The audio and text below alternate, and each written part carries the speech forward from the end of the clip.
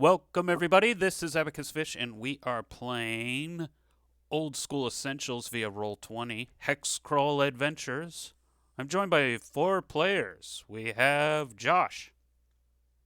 Hello. We have Seth.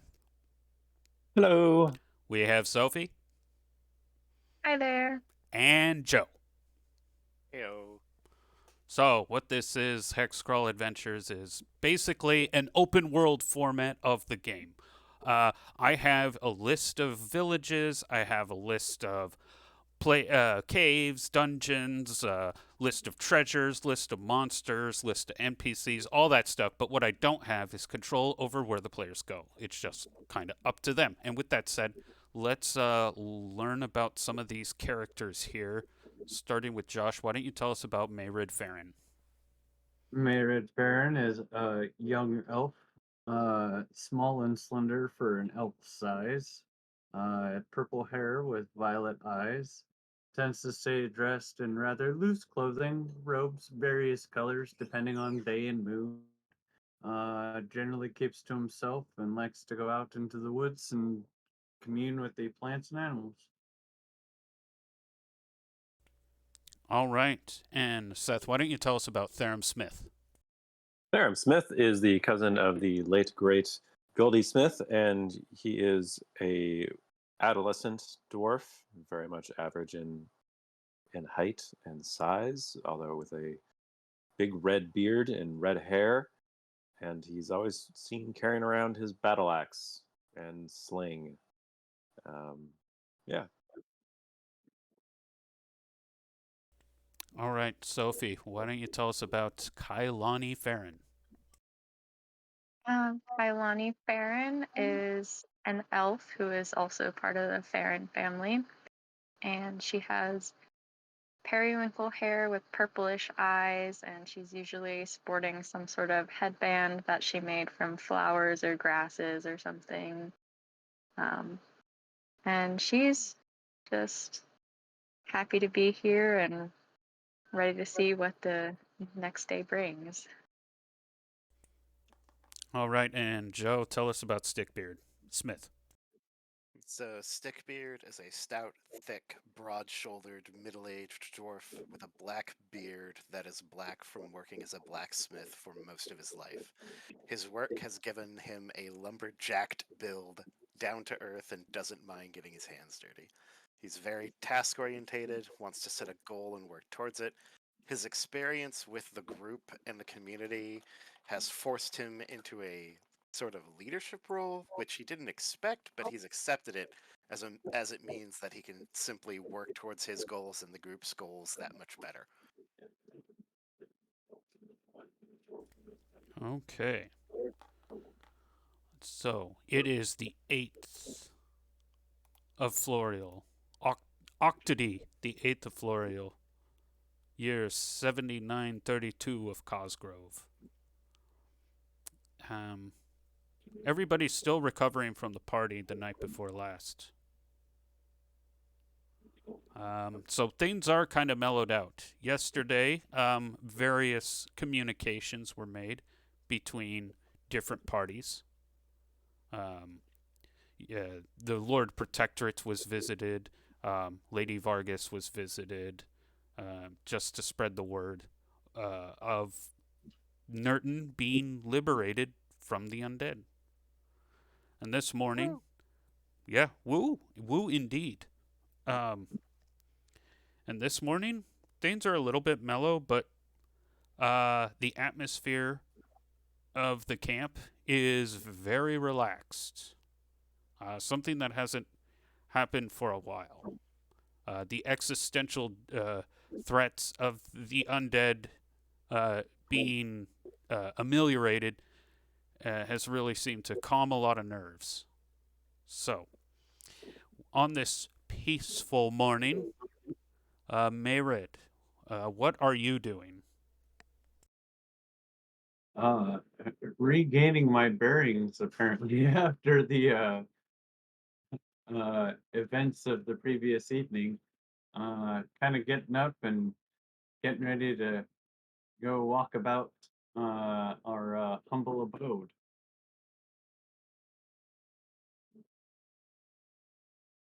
I'll take a step out towards the front area, the waters. Wherever Your guy is the leaf. that one is.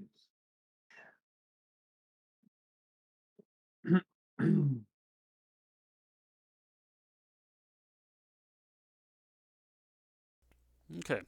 So you go towards the coastline. Yeah. Okay. Taking a walk, reorient myself. And Therum Smith, what are you doing on this relaxing? Uh, yeah, it's not like an absolutely sunny day, but it's it's not raining.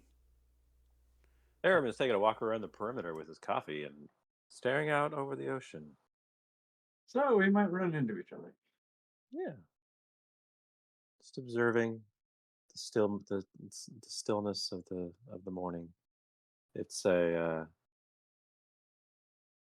nothing is particularly urgent, so Theram's just trying to, you know, contemplate things and how far we've come as a community, and reflect upon Goldie's passing some more.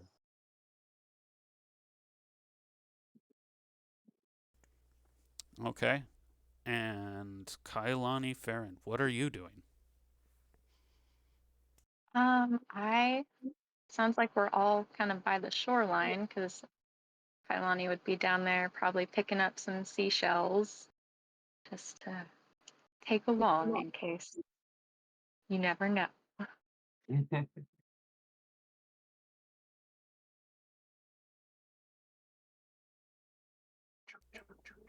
And Stickbeard Smith, let me guess, you're by the coast. Or maybe not. Now, out of character, why? I feel like I forgot something important. No, I was just it's just the first three characters just happened to be walking by the coast. I was just being like, Nope. I did not. Oh my god. Hi, I need more caffeine, I guess. Okay. Didn't jump No, on that train. Nope. I missed the train to the coast. Ha! Finger guns that you guys can't see. Tickets are sold. Woohoo! Oh Jesus. No, I'd just be in my tent, like getting the day going. Feeling pretty self-satisfied in a kind of that's not how I expected things to go, but I'm glad that's the way they've gone kind of way. Probably just getting breakfast and then like trying to think what the next best maneuver would be, and did we like news has already spread, it sounds like, so it would just be I'm not quite sure. Yeah, like as a character and as a player, I'm not quite sure what the next best target would be, but another target feels like the idea. Like either another tree down or another settlement liberated. Maybe not so much with the exploring, but I could probably be convinced otherwise. okay, well, oh, you know what? I won't do this for this session, but I remember it was something that I was thinking about earlier of adding, but I was going to update your journal and provide some plot hooks. Of all the stuff that you've heard about the Kingdom of Vassith, and then some other things, but I can at least read them off to you. The plot hooks that you do know about. So immediately accessible to you is the caves below that are undiscovered since Brock Half Giant's discovery that the goblin, the mirror in the vaults led to a undiscovered portion of the caves has kind of furthered the idea that there might be other caves down below that you guys haven't fully explored yet. So that's one.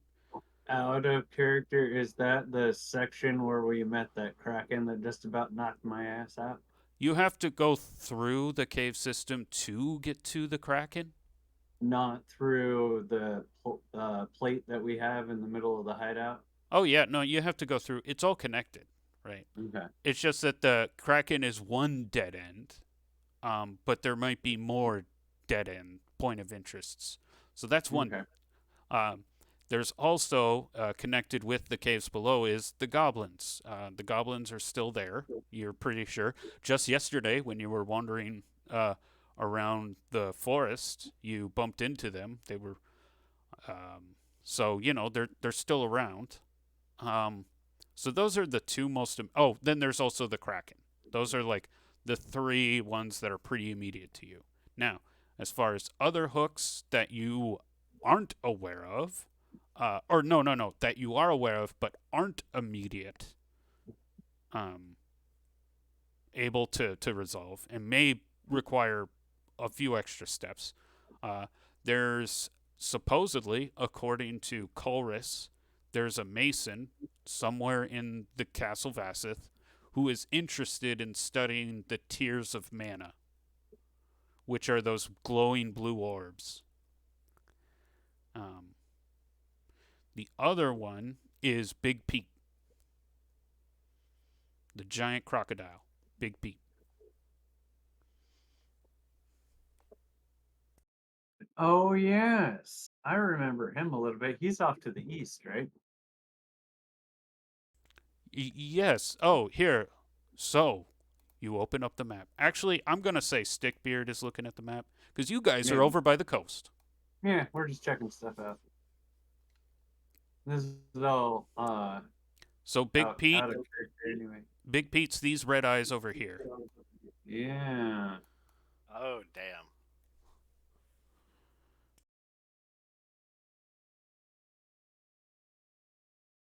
That was shortly after camp was initially established.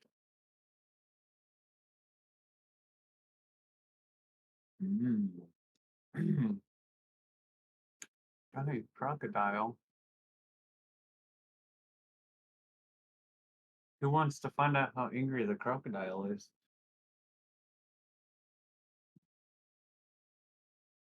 That doesn't sound nearly as fun as it.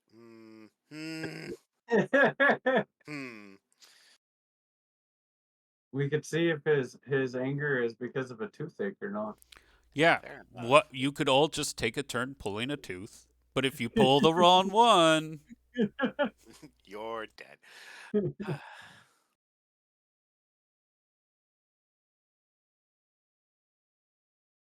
Hmm. Nah, God damn it. I don't want to, but Stickbeard would. Stickbeard would totally want to go after Big Pete. Are you fucking kidding? Yeah. There. All right. I've made my decision.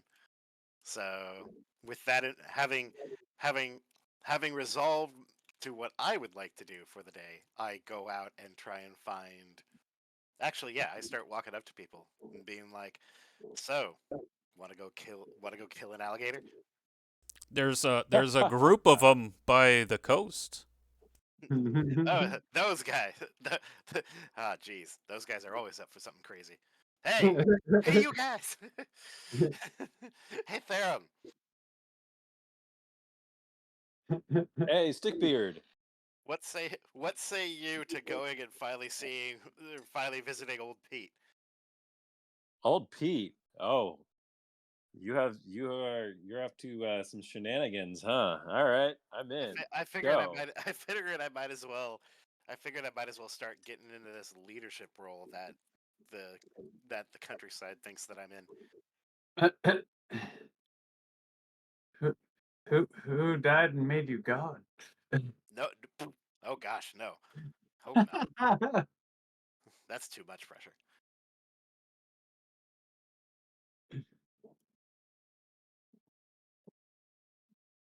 All right. I'm off for a little adventure. I'm up for that.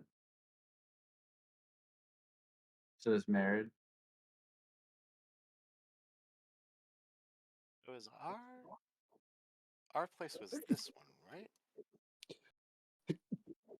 Or this one? Our camp? Yeah, you had Yeah, that we're right there, Okay. and because he's this over here. is the Kraken. Yeah. Yeah, and It he's was, over here. yep. No, that's intentional. Just Good old Petey.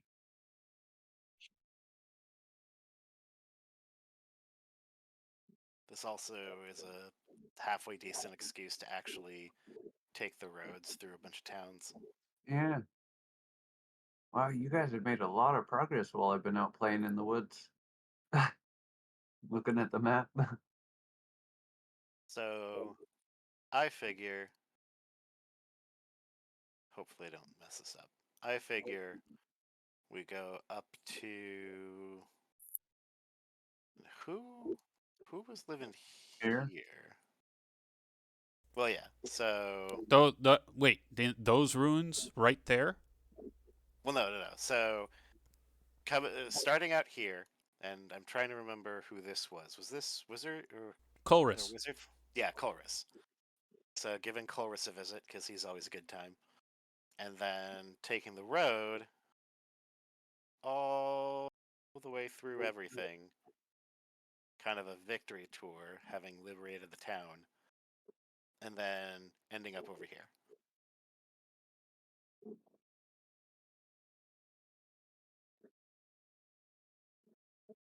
You're actually not going anywhere near the town that you liberated, but you are going through.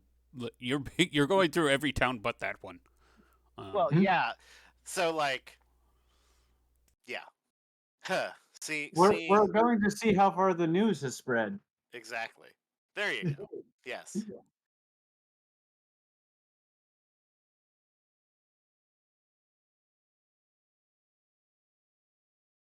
Okay, so you guys start gearing up. Meandering. Go ahead and look at your total haul. Oh, I assume Kailani is also in for adventure. Yep. She's pretty excited to meet Colress, honestly. Oh, I'm glad I could encourage you to come along.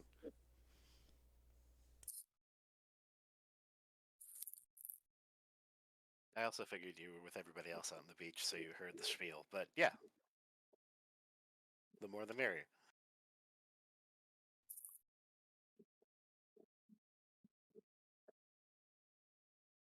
Mhm. Yeah, go ahead and get yourselves loaded up. Now, as far as the elves of the party, you can take any of those scrolls and use them, but if you do, they're burnt up forever. Yeah. Alternatively, you could keep them and then put them and memorize them when you guys gain levels. Um, and with those considerations, the one thing I'd say you might consider taking that wouldn't be a big loss, you have 2 scrolls of sleep. And Yeah, I was just looking at that. yeah, that's not necessarily a spell, that's basically bonus. And how those would work is you would use your sleep first, but then if you really needed to use another sleep, you use a scroll. Hmm. Okay, I have a question about learning spells.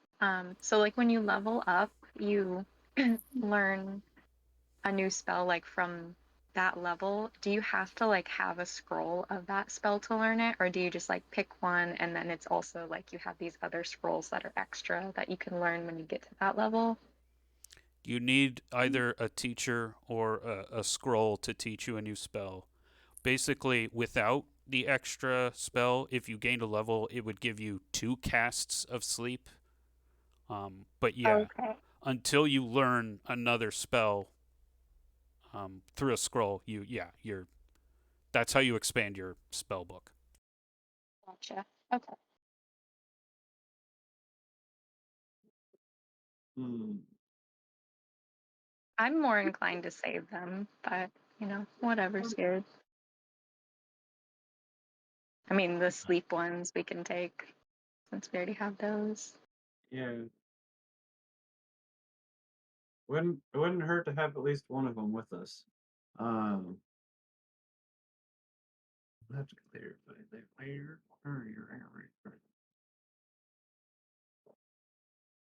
Okay. I don't think I'm gonna need any of the other weapons per se. Otherwise,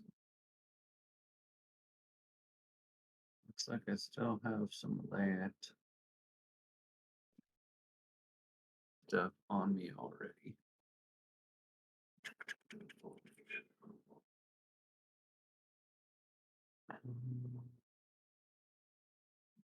And I will say that you guys, I mean, if you read the spell description. Oh no. Oh no. Okay, so there was like this tornado just showed up in front of my house, but it was just debris. For a second, I thought like, "Oh no, I'm at ground zero of a tornado and I'm dead." Anyways, well that was crazy. Uh, oh yeah, you guys knowing the capabilities of your spell, you probably know that sleep isn't gonna work on Big Pete. Big Pete is probably more than 4 hit dice, which means he's immune to sleep. You guys. Yeah, but we don't know what we're gonna run into on our way to him. True. But I would say, given that you guys are familiar with the spell of sleep, you would know that it's meant for smaller creatures, not a real big. Like you're also pretty sure that it wouldn't work on the Kraken either.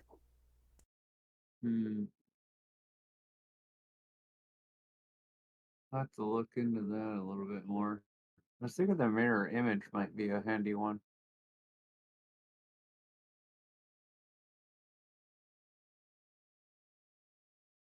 Does anybody want to take the rings?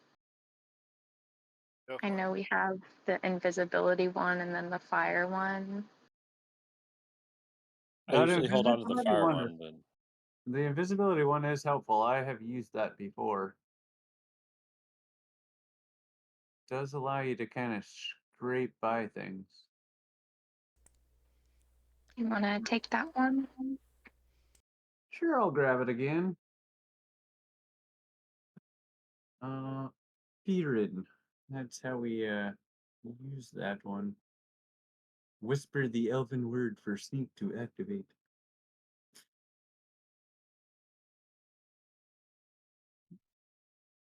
Oh yeah, I'll go ahead and grab that one again, I guess.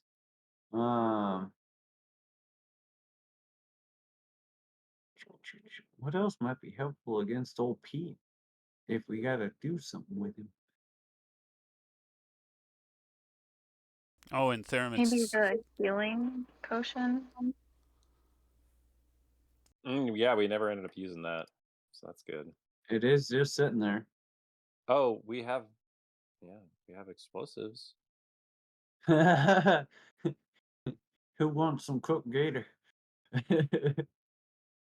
I mean, we have like we could like throw like one of those like goblin grenade things down there, down his throat. There's also centipede poison, but that'd be a long game, I think, for him. Explosives are very much quicker. Yeah. There are 6 of them. If you want to grab a couple of them, perhaps while we're picking his teeth, you can slip one down. Yeah, just wait for his mouth to be open and just lob one down his gullet. Hope you got good aim. Are the explosives in the hall? I don't see them. Under Oh no, atomic there they are. grenade. Yeah. Goblin grenades. I was looking for explosives. I didn't realize we called them grenades. If and you all don't mind, I would like to take the short sword, and I'll hold on to. I'll stuff either all or at least 3 of the grenades in my pack. I would say 3 is probably good. Okay. Yeah, guys, don't forget the gambeson and the leather armor and the shield. Oh, I'm holding on to the shield. Yep. Canvas. and I'll carry a couple goblin grenades, so we make sure that more than one person has them. Yeah. So the gambeson and the leather armor are both +1, but the leather armor will only fit Therum or Stickbeard, and the gambeson will only fit Mayrid or Kailani. Oh, the leather armor. Looks at despite the awkward advantage, you never discuss your. Oh, I'm Aldor sitting Bolter. with Sorry. chainmail on myself, so I don't know what Kaylani's got on equipment wise. Perhaps the leather would be helpful there. Yeah, I think I just have some like really basic leather armor, but if that one is Oh yeah, you might plus as well. one, yeah, I'll go ahead and take that.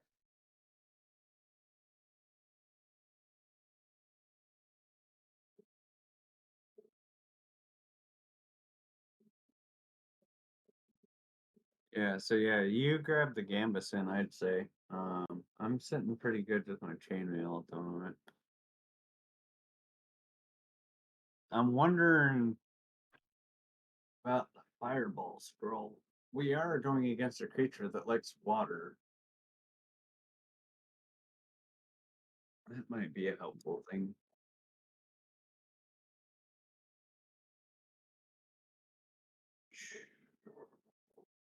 First, I think I'm gonna just hold on to it for now. The fireball scroll.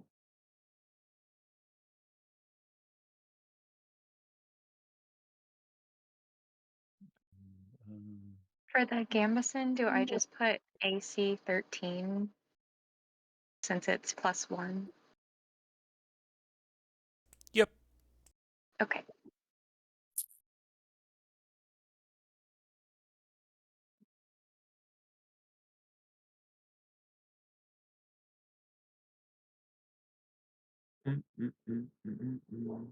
No, we used that fireball potion last time, so okay. Yeah, you still have 2 potions left.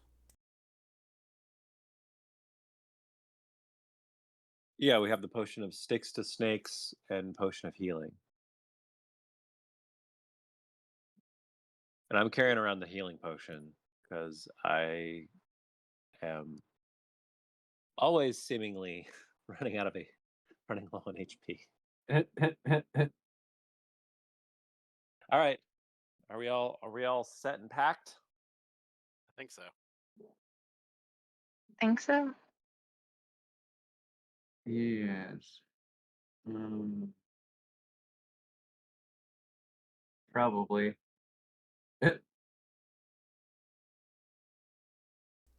Okay, I'm going to assume that you guys are moving 20 minutes a hex because you're usually light. One of you's usually lightly encumbered. Yeah. Definitely keep track of that for your combat movement, but we're just going to assume that you're 20 minutes, and I'm gonna, yeah. But there's also lucky, and you can just ditch a lot of your gear there. But we shall see. You guys go through the area. It takes you about an hour to get to Colress's. It's like an hour and 15 minutes to get to Colress's from where you guys are. Trucking along. So you have 10 hours and 45 minutes of daylight left. Da-da-da.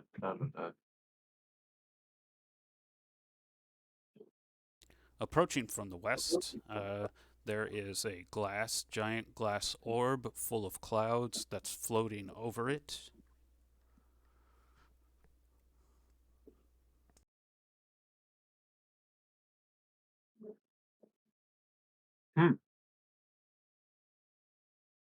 I must have been off in the woods during this venture because I don't recognize this space.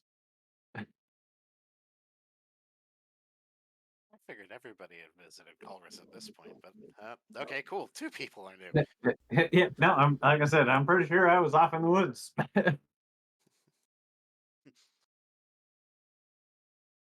So, Colress, huh? yeah. So,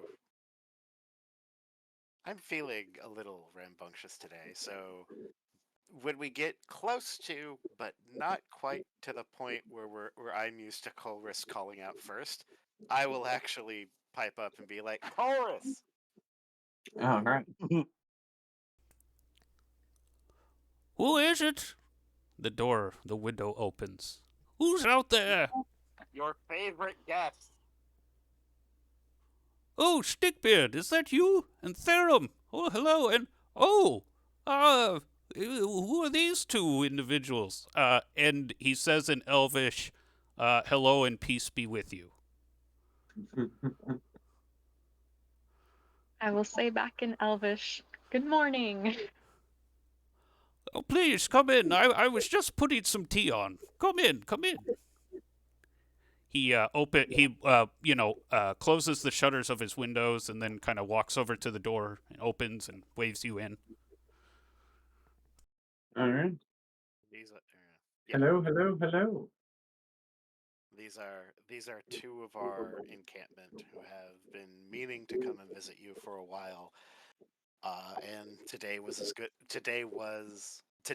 good day to do so. I hope you don't mind the I hope you do not mind the unannounced nature of it. Oh, not at all, not at all. It's great to have guests as always. Please have a seat. He has you sit down and then calls out to his crystal golem, Finster, get the teapot ready.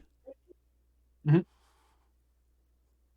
And the golem like is awkwardly like its hands aren't quite like a human's hands, and so it awkwardly kind of gets the teapot together and shuffles over. And you all sit around the table having tea. Mayred and Kailani, for you guys, this is probably the most delicious tea ever. This is like tea that is meant specifically for the elvish palate. Very floral. Stickbeard theorem for you. You're like, God, this tastes bleh. This tastes kind of bitter and bleh. This tastes like a meadow. Yeah. But for you elves, this is like a very invigorating. It's the first time, probably in a very long while, that you've had this kind of anything this tailored to the elvish Anything palate. resembling home. Yeah. Well, you guys are kind of like you are a family of elves that kind of went off with this group of humans, other Fairborn, and colonized a place for like 200 years. So like maybe your grandma had made this tea or something like that, but like it's been a while since you've had this kind of tincture, I guess we'll say. Ooh, good word. And by what chance did you come across this delicious tea, Colress? I have been crafting it for. Oh, I forgot to describe Colress. Colress is a very for is appears to be in his mid 40s. He very tall, broad-shouldered, but kind of wiry. Not as like swole like the normal elf, but like got like more of a ropey physique. Uh-huh. White hair, which you as elves know, you have to be over 1,000 years old to get white hair, and bronze eyes, meaning like his eyes shine like bronze. The eye color does, anyways. And he wears a simple white robe. Wow. Wow. Truly the best tea I've ever had in my life. I appreciate that. Thank you. And so then he says to you, to in Elvish, so how has the Kingdom of Vassith been treating you? Uh, I'll say it's definitely a relief to finally see another elf. He gives a smile and yeah, he definitely he lets out a sigh like, yeah, know that feeling. and definitely one of such experience. Oh, go ahead, say it. I'm old. He says that in so like when I'm using his voice, that's him saying in common, but Yeah. yeah. But no, well, obviously you've had a minute around here. What brought you to this island, though? Born here Really? long time Wow. ago. What's that? A long time ago. Gathered that.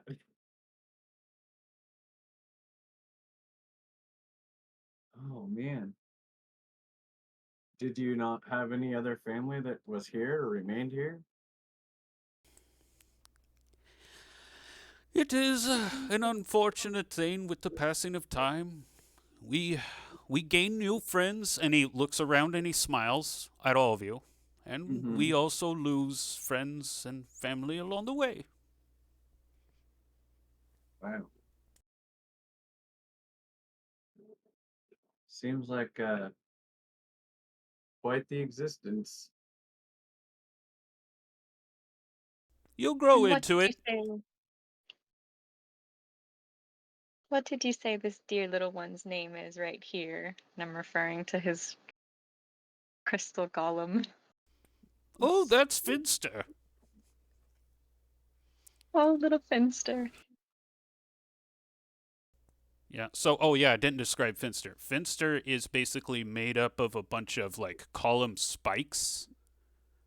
Um, so like the minerals, like the mineral composition of just yeah, obelisks kind of shapes. Um, and the hues of the crystals go from purple to light blue. But he doesn't have like he has a head, but he doesn't really have a face. Yeah. Fits right in with our color scheme, though. Yeah, I'll give him a nice little pat on the head. Tink tink Um, or clunk. Finster kind of looks down and kind of kicks the ground a little. It does a little shuffle with his foot, Yeah. Oh, like an old Gorsh moment. Yeah, she can be useful, but you still can't make the tea. We're working on that. Perhaps if his fingers were a little bit more delicate.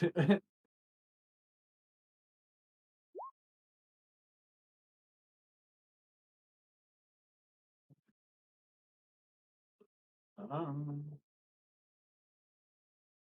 well, I'm sure it takes years to brew tea at this level, so he'll get there eventually.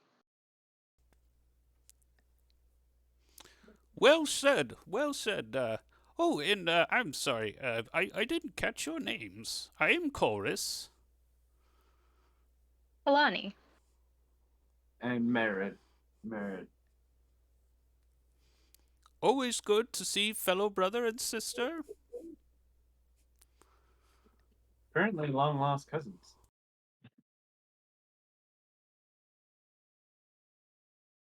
I know not much of my family, but I run into them from time to time. Turns out three of us are here on this island. As is our way. Not many of us around like there used to be. But I guess that's what makes it so special. When we do Have you bump ever into each other. have you ever ventured far from home though and run into more of your specific family line? Well, he kind of like gives kind of side eyes for a moment. Eh, Yeah, I have a rather big family from a, An mi- elvish standpoint. from many different places, both locally and well, most of Coram, really. Wow. Hey, maybe we're distant relatives. Everybody, roll a wisdom check.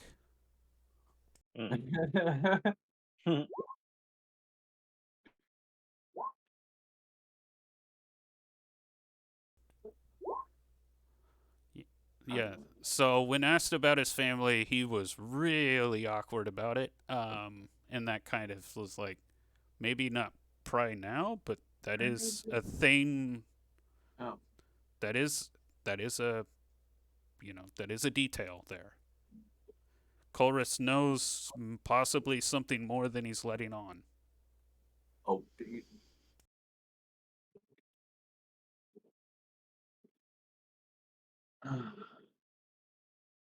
So it's a sly response. Yes. Uh-huh. Do you know of our line? Have you met us before? From what I Colress? from what I understand, your family potentially came from somewhere on this land region, but I don't know specifically where. But Hmm. your ancestors, if you're fair, if Farron, I do not recognize, but if you guys are from a tall grove, like the rest of them, I'd assume either your grandpa or Hmm. great grandpa was the some of the first sailors. Interesting. Perhaps if you explored more of the region, you could find evidence of your family. You know, that's not a bad idea. We are on our way through to another location right now. Who knows if it'll yield what we're looking for in that respect, but we are out to explore some things. You've been a pleasurable experience so far. I'd like to come back and visit you again. Well, my door is open, especially to fellow brother and sister. Much appreciated, and you are always welcome up to the Vagabonds of the North Shore, even though we don't have much of a setup right now. Yes, I'll have to take a walk out of the cabin one of these days. Perhaps we could go ahead and bring Lucky along and take you around on Lucky. I mean I've ridden a horse before, but I appreciate the offer.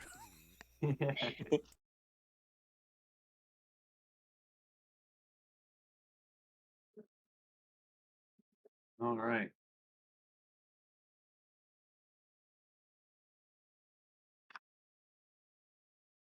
Well, not to pry into the old man's heart any much more.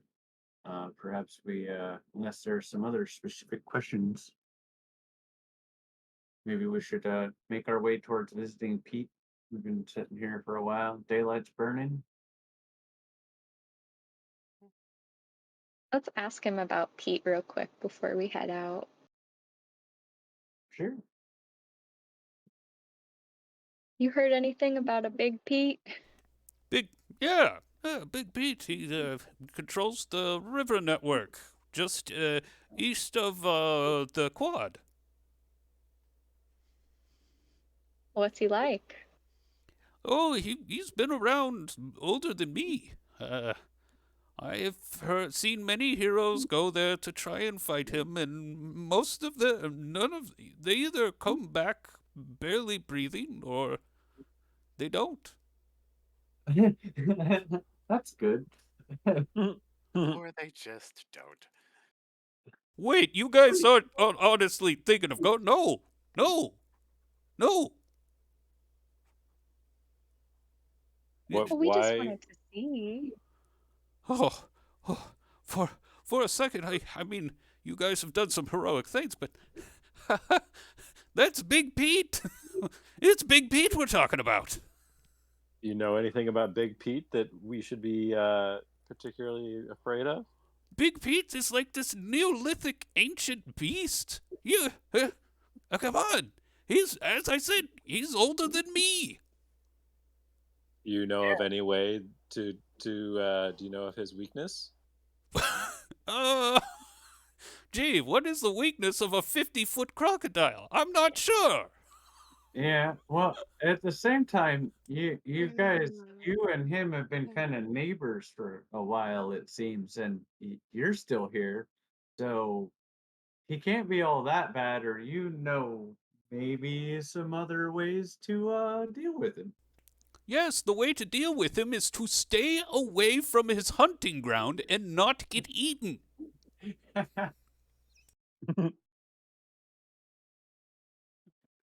Clearly, we have to But test this man.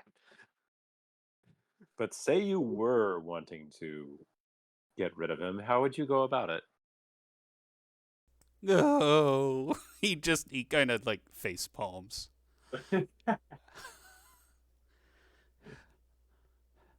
Fine. I would suggest this. Go ahead and have yourself a look at Big Pete, and then you can calculate your chances of success. Because Anything- apparently my description isn't doing him justice. I thought 50-foot crocodile would be enough, but okay, go ahead.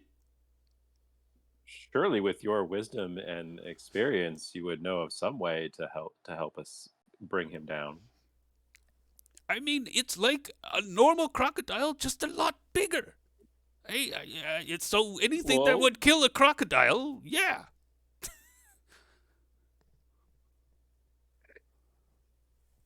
So we do have these goblin grenades.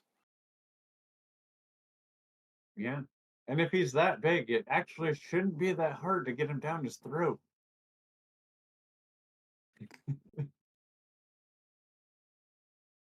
We Does would he like? hope. Does Big Pete like to eat? Maybe we can get a carcass of some wildlife, and Big Pete would just eat it. We wouldn't have to fight him at all. At that, maybe we did want to grab that poison. I do have some. Just I was keeping around for my dagger if I ever needed it. So we have one use of it. Now, keep in mind, just out of character, real quick. The way you got to consider setting off the explosive because it's not a matter of him eating it and it explodes, or you being able to remotely detonate it. It would be the situation where he would have to be eating it and you somehow ignited it while he was eating it. That's right. We do have a timed explosive back at camp.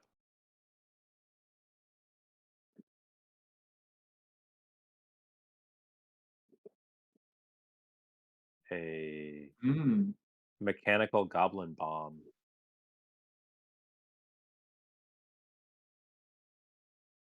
sounds like Yeah, so that's like a clockwork contraption that has explosive capsules inside.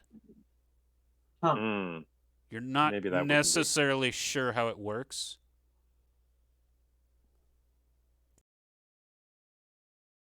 we could look into that. Although, I still just kind of want to go take a peek and hopefully not die. Also, Kailani just remembered that we owe the pawnbroker some money. So if we show up there again, we're probably gonna need to have that for her. Oh yeah, 300 gold. If you go to Berry Pond and you don't have that 300 gold, you might regret it. Uh, You just might die. That's how you got the dwarf armor, by the way. I always forget her name. I want to say Ursula, but that's not right. Horella Dukelm. Arella. Oh, okay. Well, I got about 100 on me. I don't know about the rest of y'all.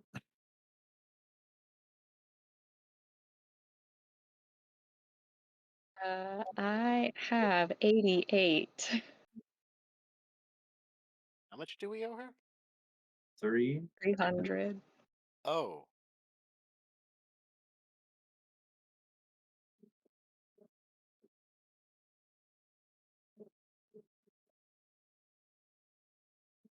I mean, I don't really want to trek back an hour to get.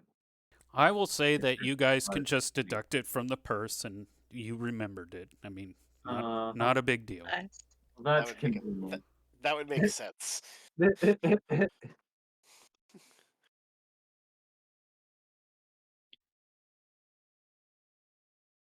I'll just get more money when I get back.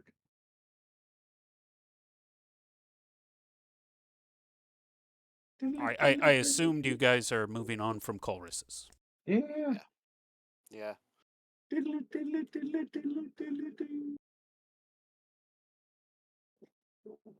We're on to the fry grounds. Woo.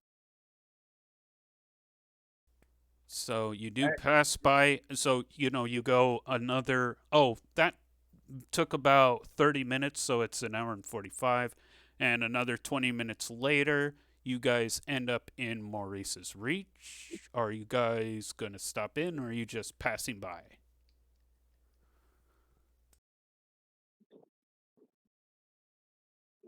I would- Sticky. Go ahead. What you got, Sophie? Is the tavern that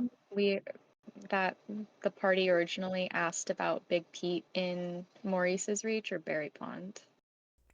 It was mentioned in both, but I think you first heard about it, or the party, or the Vagabonds of the North Shore first heard about it in Maurice's Reach.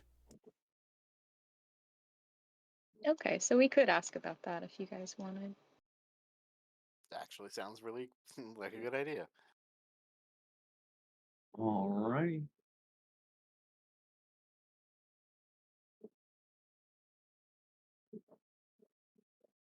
Sounds good. Let's roll. Moving forward. As you guys approach Maurice's Reach, it's the wood spike wall, a wood spike wall that makes kind of a C shape, funneling people through a way. There are these big posts on either side of the opening, and hanging from the posts are a flag.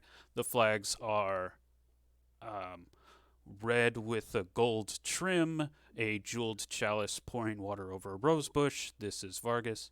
There are various other soldiers wearing either light gambesons or chain coifs, or chain hauberks, with the same red and gold heralds, Vargas, draping tabards draping over them. Most of them are carrying spears and shields, and they acknowledge you, but they don't necessarily say anything. You do notice that there are people in stocks, fastened to the inside of the wood wall.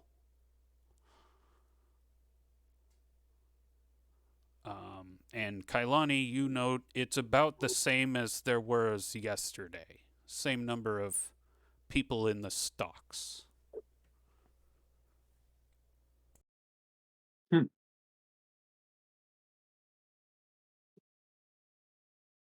Well, that doesn't look like a great spot to be.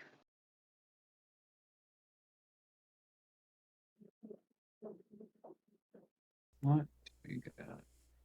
You walk south. The opening is northward. You walk south into the city center. There are occasional farmsteads with goats and stuff. And yeah, again the atmosphere here is pretty This quiet. tavern appears to be on the opposite side of the entrance Yep. if we're coming from the north. Yep. That's right. So we gotta go straight through town. Well, yeah. Unless anybody wants to make any pit stops. Mm, no need.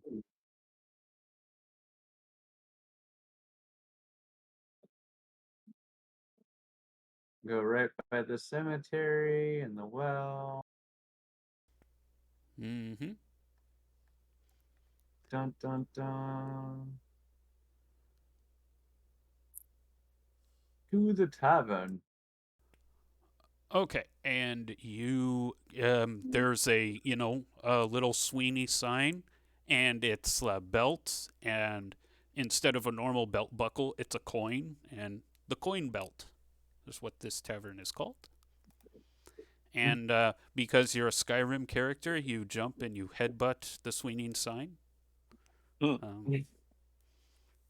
That's what I do every time I see one of those. Anyways, and you guys walk in. There is the smell of boiled oats and yeah, kind of that grainy kind of oatmeal smell.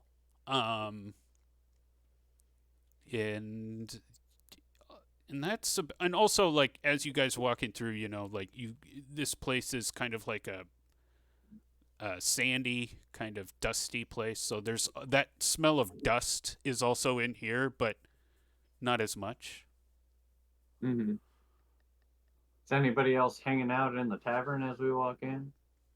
Yeah, so there is the Anybody worth bartender. noting? There's the bartender. The bartender is a short, stout, older woman with gray hair, human. Um, and she's wearing tunic trousers and rugged leather boots.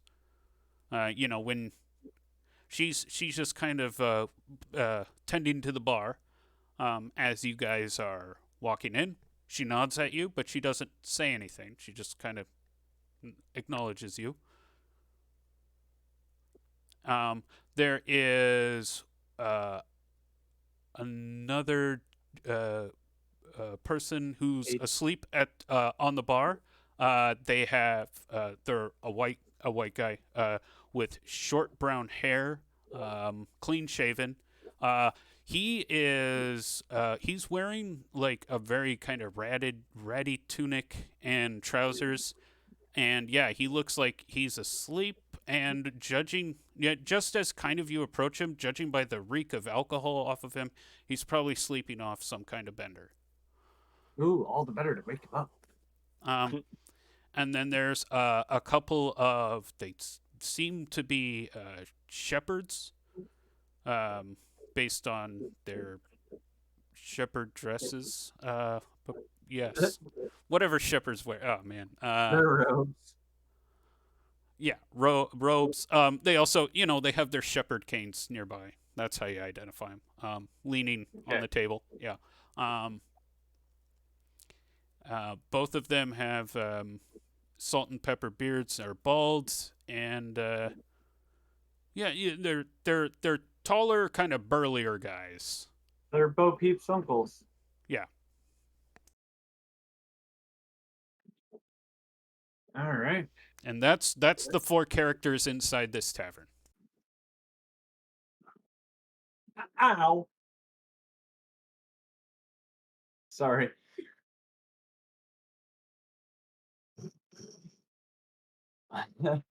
Okay.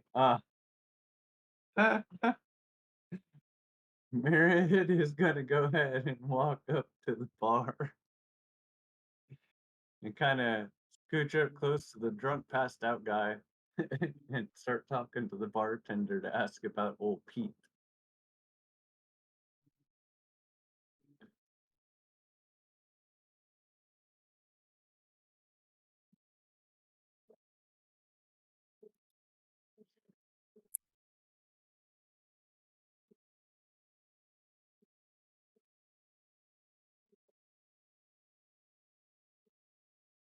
Can you start us off with a bowl of oats? We can smell them from outside. They smell great. And also, we would love to hear about Big Pete. What do you want to know about Big Pete? Well, he seems to be a bit of a local legend around here. How many men has he killed? The other two farmers are goat farmer herders. They turn towards you guys and just like, yo, talking about Big Pete. Oh, yeah. I I'd like heard. to know more about him.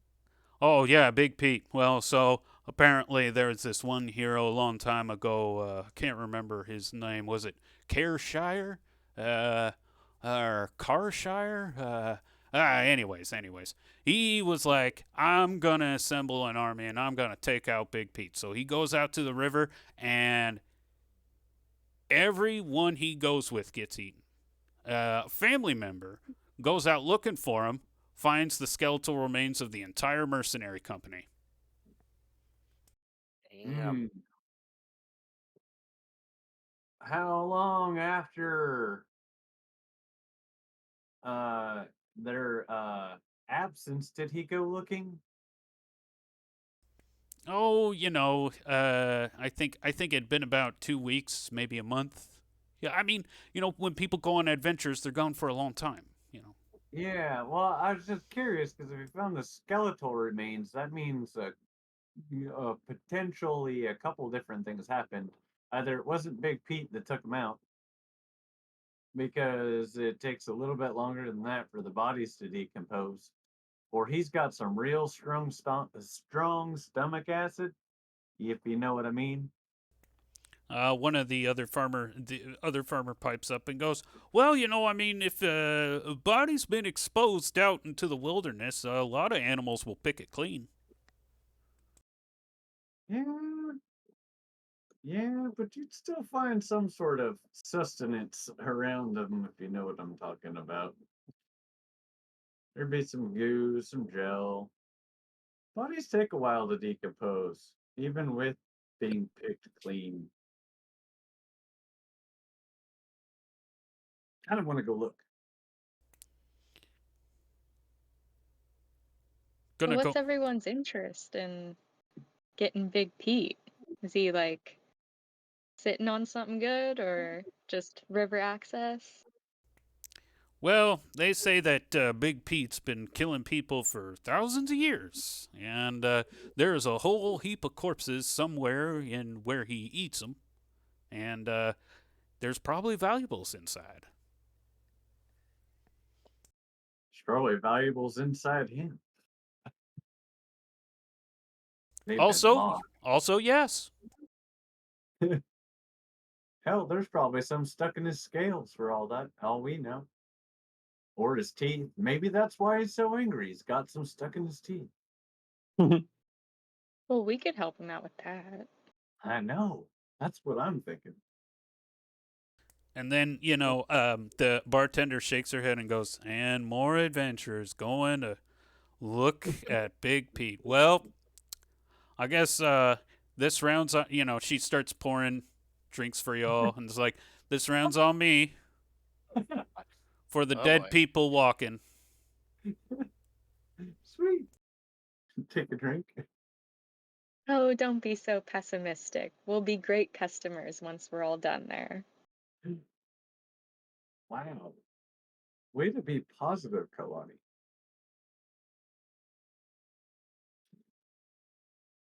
The bartender pours herself a drink and she toasts you and goes, well, I guess nothing ventured, nothing gained. Clink. And then she, downs hers, immediately. Goes back to tending the bar. Well, thank you kindly there, Tender.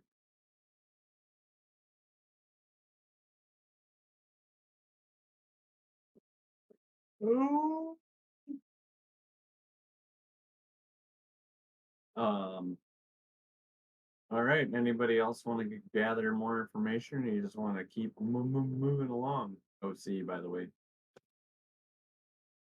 Doesn't sound like many people have much information on Big Pete. Yeah. But we got a free drink. That'll make at least the next 20 minutes go by a little nicer.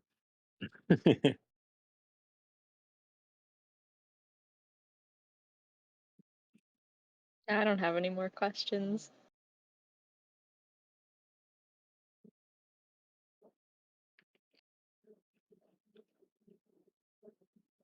Oh no. Stickbeard, have you fallen asleep after one drink? Maybe. No. No, I'm just watching and listening. Oh. Am I on? Kailani will take a sip and Yeah, then yeah, just you're whisper on. to Merritt, Okay, cool. "This is not as good as Color's tea." Wait, That was pretty good tea. do you say that out loud? Very quietly, whisper, whisper. I do not want the bartender to hear. Oh, okay. Yeah, so she kind of side eyes you for a second and then kind of goes back to what she's doing. Maybe we should be getting on our way. Before Kalani sticks her whole foot in her mouth. Good call.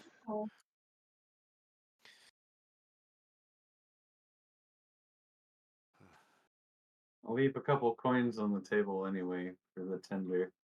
And be like, thanks for the heads up, I guess.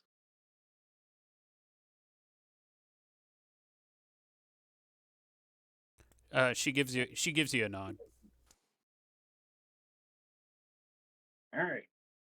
Moving on out.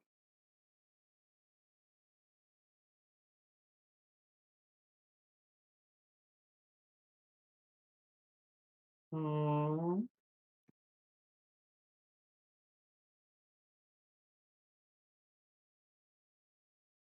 No other business here. Ah, there we go. Down. Down. As you guys leave, one of the guards doesn't spit on you, but spits at you as you leave. I turn and bite my thumb at him.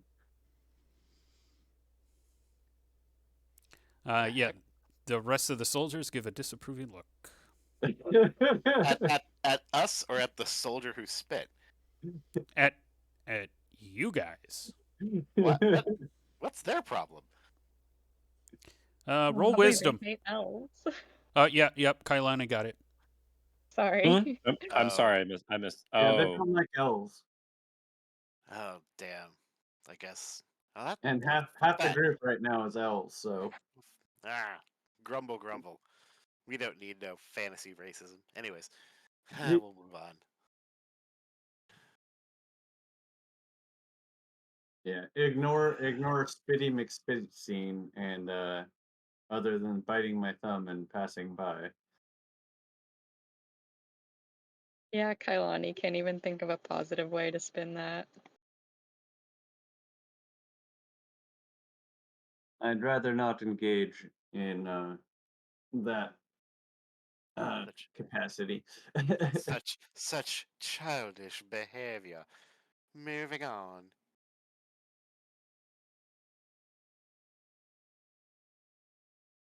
I mean, if the guards want to come along and be fodder, that's a different story, but I get that's not the feeling. Yeah, they're not in the hurry of joining your party anytime soon. But it is 2 hours and 15 minutes when you guys leave Maurice's Reach, and then in another hour, you get to Berry Pont, or you get to the walls of Berry Pont. You can go in, or you're meaning to pay Harilla, so you're probably going in. There you go. Okay, so 3 hours and 15 minutes into Berry Pont. The good town. Not that Wow. other shitty town. Sorry. Just getting feisty for no reason, that's all. Because you can. Do. There it is. There it is. Whoa. That doesn't take much, does it? You guys approach the gates. The gates are still closed. Above the gatehouse, there is a series of banners. The banners are blue with green trim. It's a river flowing over a rock. This is River Cobb. There are soldiers who have the same herald's tabard, and they're usually wearing either chain hauberks or gambesons. Most of them are carrying spears and shields, and as you approach, they go, "Oi! Ahoy!" Who goes there? Good morning. Hello, hello. And what business you have coming into Berrypont? We've a person to visit about a horse.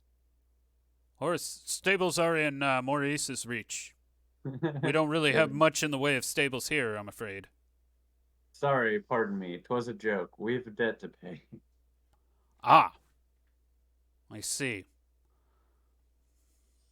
And he kind of gives you a look, and then kind of looks over at Kailani, and then nods to the rest of the soldiers. Let him through. Swear to God, the next person that gives Kailani the stink eye, I'm just going to deck. It's like, this is getting annoying. Aggressively positive towards them. That's my plan. You're too nice. Tis nothing for most elves, I don't think.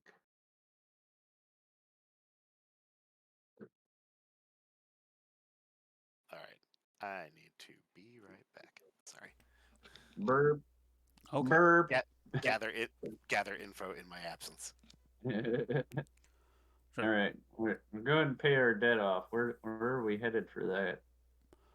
Harella is in the pawn shop. Aha, there, that spot. Let's go there. Harella.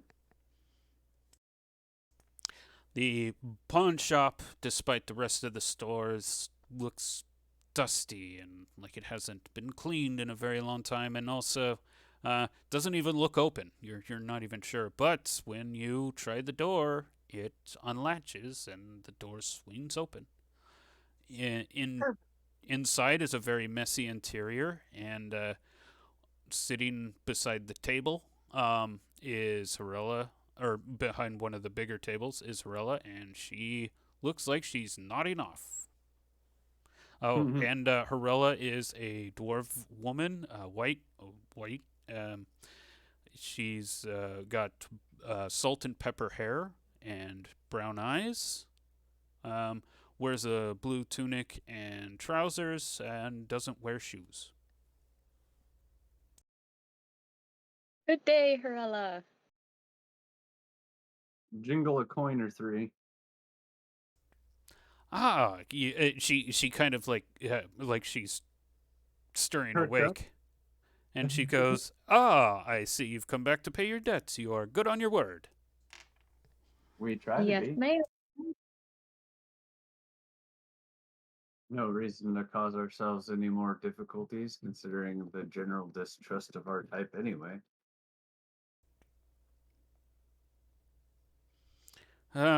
You know, you get. I mean, you us elder races. You know, we've been through the ringer, right? You know, we kind of have these traditions and this culture that's been around for a very long time, and it seems like humanity keeps. Oh, good, great. So the accounting's there, great. Yeah. But anyways, we have these traditions and cultures, and you know, the humans just seem to have a propensity to take all that away from us. Seems like they're just bullies. I Though, think it's more that they're always in panic mode because their lives are generally much shorter than ours. They've got a lot I more to do in a shorter time span. suppose when you have such a short life, you don't get to actually learn about others. That's possible.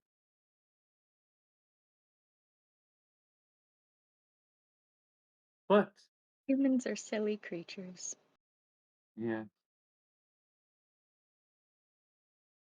but beyond that, yes, here to pay debt. Also, by chance, uh, do you have any fun items that might help us with large creatures Large? here in the shop? How large we talking? I don't know, just use your imagination. Large, bigger Like than your shop, a dragon? maybe. In that realm, probably. You guys know where there's a dragon around here?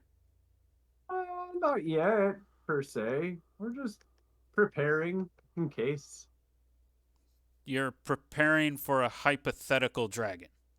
Yes. Jeez, I mean, dragon, yeah, possible, but haven't seen one around these parts. Even when the dwarves controlled this area, we never saw a dragon for a long time. But the question still remains, do you have anything that might be helpful against such a creature? A dragon? Gosh. Anything with large nature? Maybe not a dragon necessarily, but something kind of similar.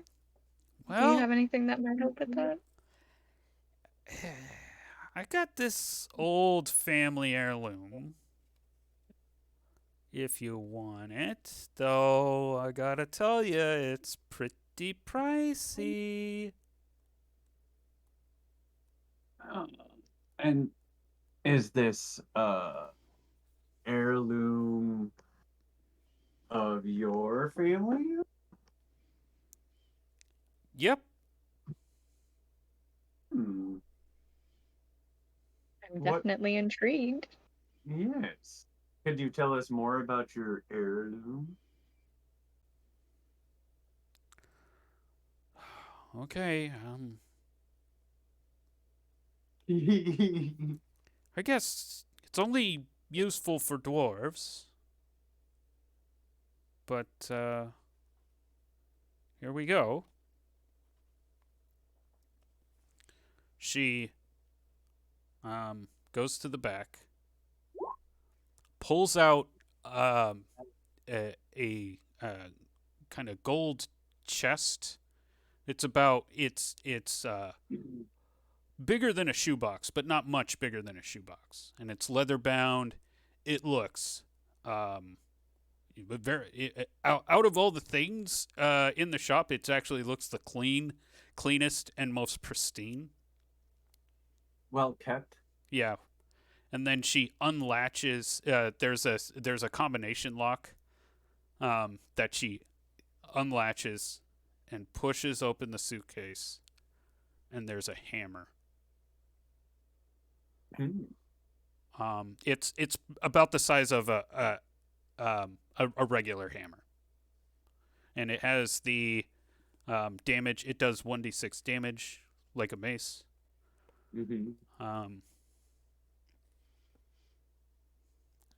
But she grabs it. There's a dummy stand with a helmet across the room. She throws the hammer. It bounces off the helmet. The helmet falls down, and then she just holds out her hand and catches the hammer, and then puts it back on the table. Are we talking about Milner here? This is a dwarven throwing hammer. Only dwarves can use them. Sorry there, lawn ears. That's okay. We were just curious what you might have lying around. I mean, we do know some dwarves. This It is certainly is a nifty gadget. I was going to say hi here, hello. If nobody else is speaking up, I'm throwing money at this person. 2,000 gold.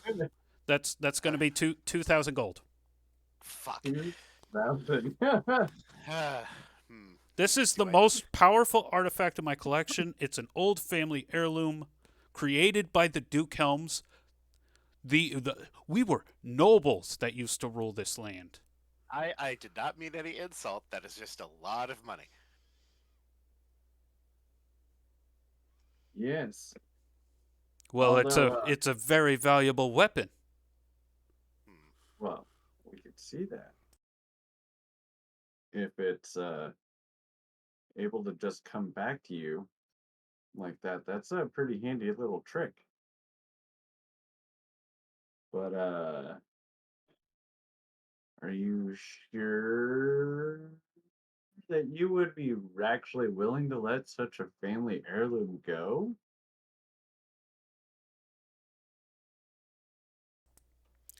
Listen, I don't have a lot of other family.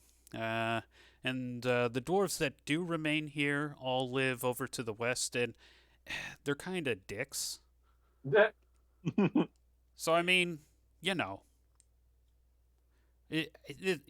I make a living, I got to pay the rent anyways. And besides, you guys have been so consistent that I don't mind selling it to you. Gosh, I hardly get this thing out ever. I think you guys might have been the first people I've tried to sell this to about 50 years ago. I remember it was some kind of mercenary company, Carshare or Seashire, something like that. They went out, mercenary company went out to fight Big Pete. Never came back. we heard another tale about something very much along those lines, but oddly, they couldn't remember the name either. I wonder what that's about. So long ago, Oh, so you've been asking around about Big Pete? Oh, yeah, maybe. And Well, then she yes. she starts kind of like her eyes start darting around the room as she starts putting two and two together.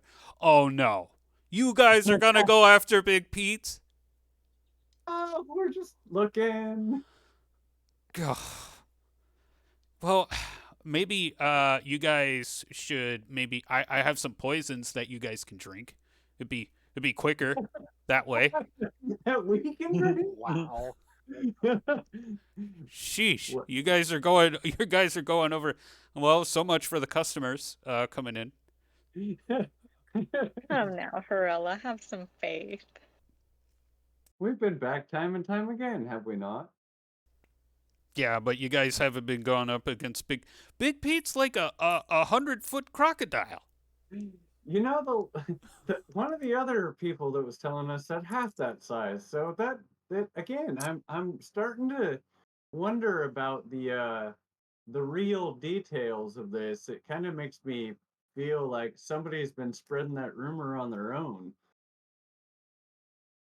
I imagine that you get to Big Pete and it's just a sock puppet. Like, Right? Hmm. Well, there Yeah. can't be any harm in at least checking him out, right? just remember to keep your distance from the water. He swims a lot faster than he runs. I mean, he's a crocodile. Yeah. So, does that mean we can borrow the hammer? She puts the hammer back in the case. Is that a no? She That- shuts the case. Guys, that's a no. but and then I look at her. When we kill Pete, we will be back. For the hammer. That was the implication.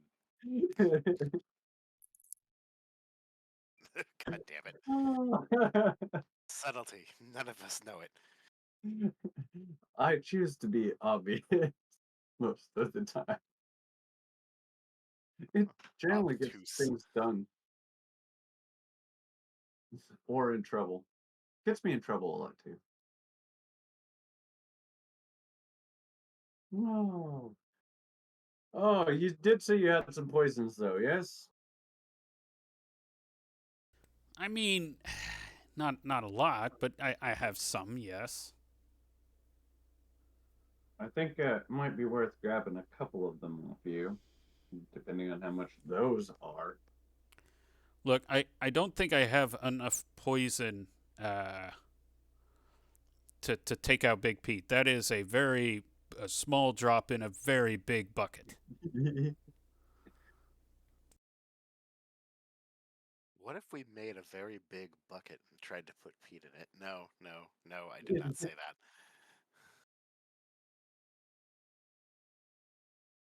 We can continue amassing. Still just want to go take a look. Who knows? Maybe I will use the poison on myself if I have to.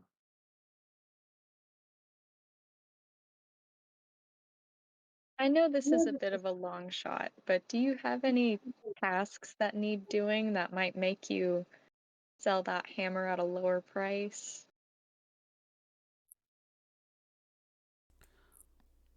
She tilts her head and goes, "Well,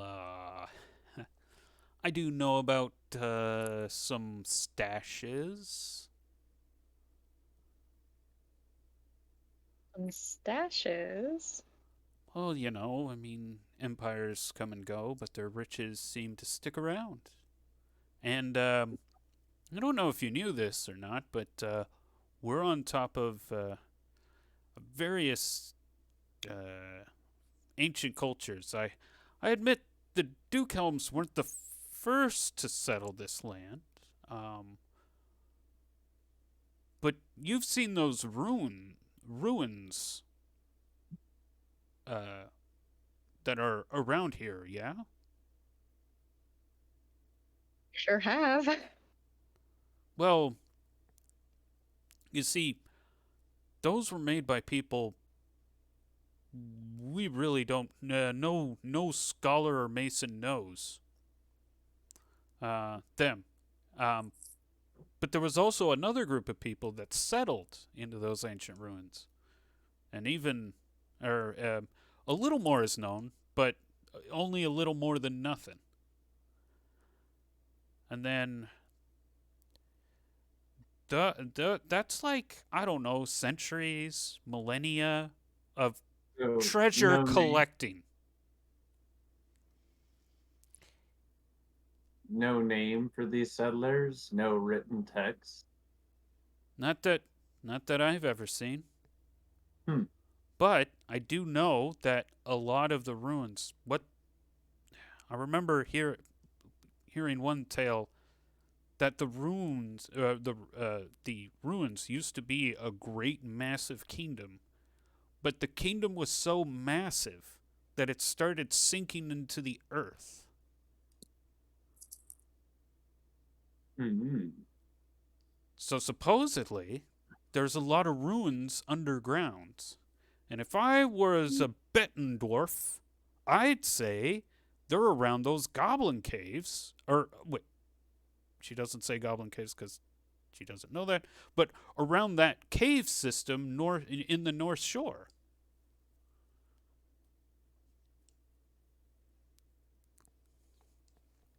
Well, Yeah. that's definitely something to keep in mind. Yeah. Actually, Right. Stickbeard Therum, you are very familiar to what she's talking about.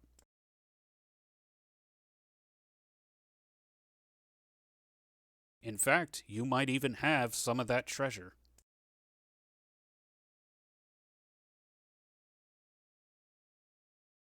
Okay, I'm trying to They, think. It's like, Uh, they've under gone. under total haul and your valuables, like all of the valuables have been found in the ruins. yeah. Oh Yeah, God, yeah. And we have, we've So encountered she's quite a just few ruins. basically and we have none saying, of them like, with us. Damn it.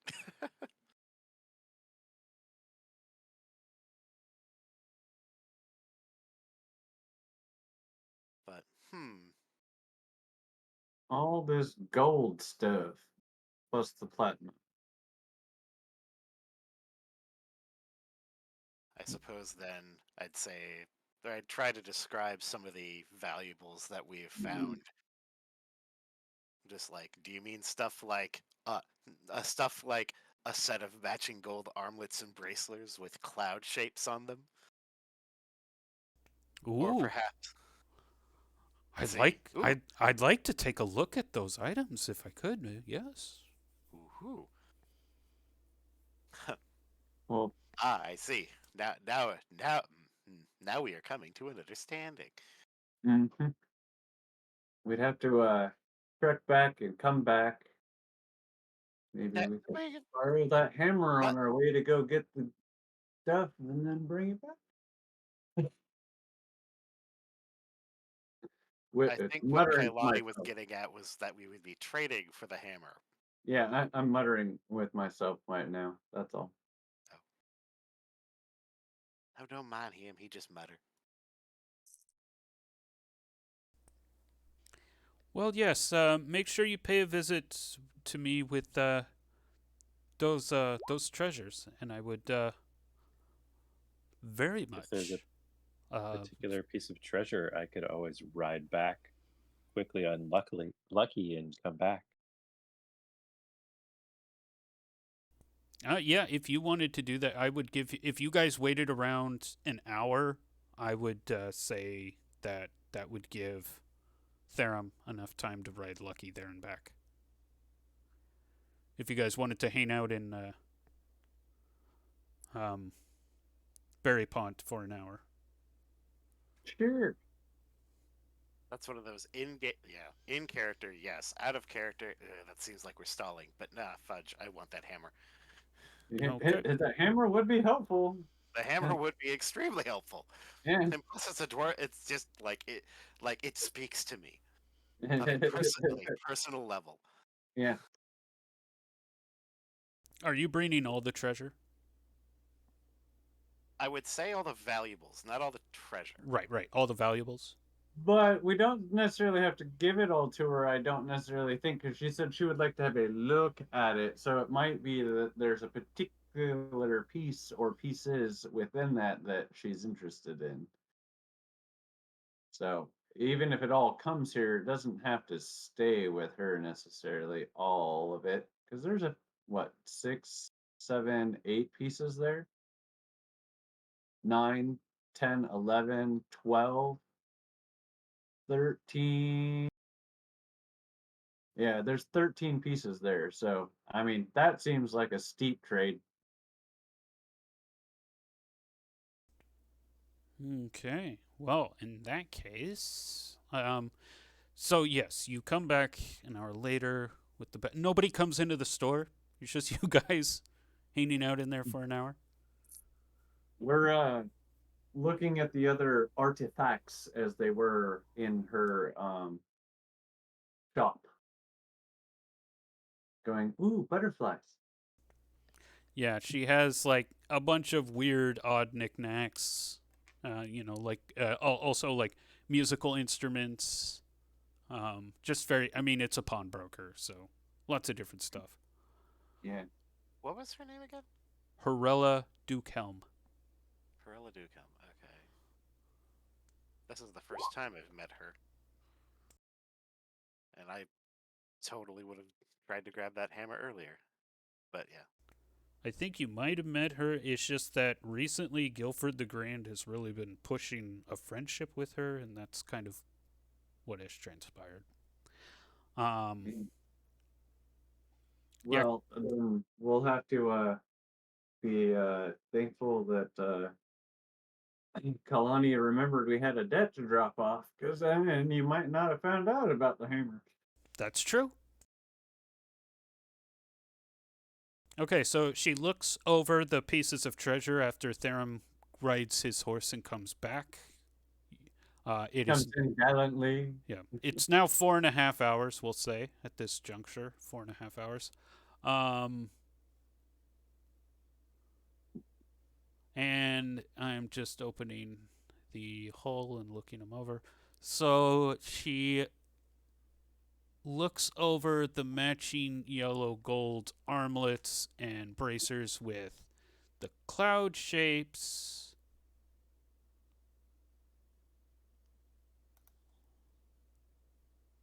And she searches her mental palace because she is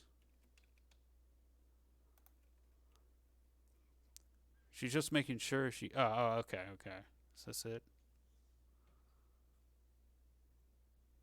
No. Still searching her mental palace. Damn, this person has a big mental palace. Yeah. It's pretty big. It's freaking huge. I didn't want to write down the values of the treasure in your handout because I didn't want to I wanted to keep that slightly ambiguous. Mm-hmm. But then, now what? Uh, You're just ruining your game left and right, dude. yeah, seriously. Sheesh. Um,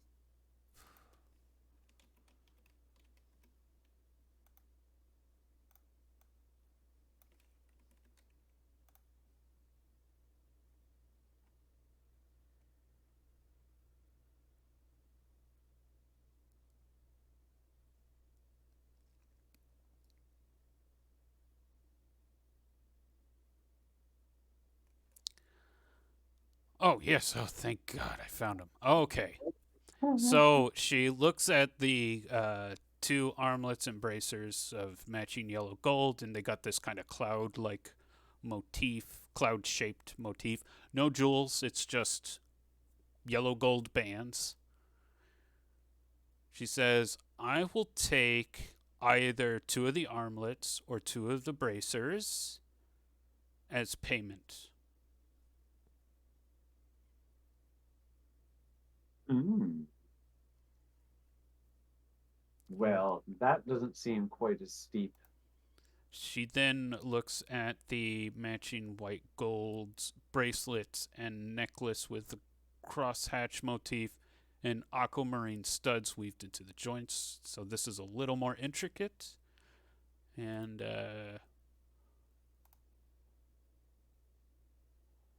she says, I'll take both those items for the hammer. And then the crown, the two bracelets, and the ring, which are platinum base with cushion cut rubies in the bands. She says, I'll take one of these items as payment. Ooh. Hmm. So yeah, you can completely get rid of one set, or you can give half of a four set, like two pieces of a four set, or you can give one piece of the platinum set.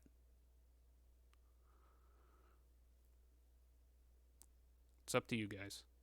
None of them are magical, so there's that. Not Um, losing that per se. the only other thing, I guess, yeah, you're dwarves, you kind of would have a sense of this. Jewelry and matching sets are usually more expensive than selling just one piece of it.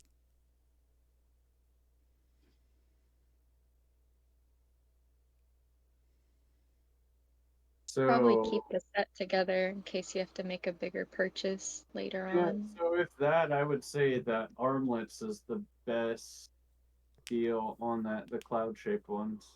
Armlets or the bracers. Oh. Well, the second set is a white gold bracelet and necklace, both with crosshatch motifs and aquamarine studs. So you could completely get rid of that set, and that would also pay for it. Yeah. So the logic, so I think the logic that we're going with is we want to keep The as bottom two and break up the first one. yeah. Okay. So 'Cause yeah, the other ones have jewelry plus ornament stuff.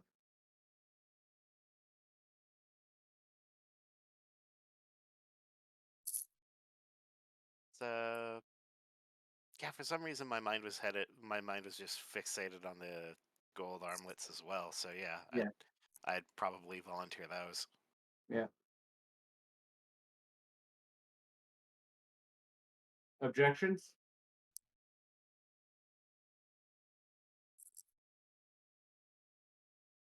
None.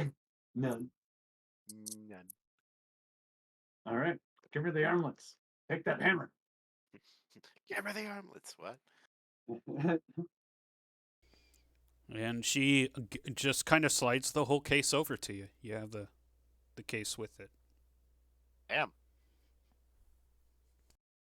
I mean, that's what she said she would do, but still, damn. Well, as a trader of her caliber, she kind of has to stick to her word, otherwise, can't stay in business.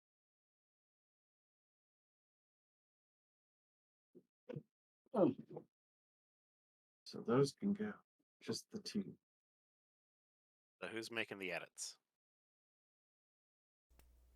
Who's what? Is somebody going to edit Oh. the sheet? Otherwise, I can. Gotcha. I actually haven't done it before. It's not too special. There's just an edit button there. Yeah, no, I saw it. I was just saying I haven't done it myself before. Well, then make it special and do it.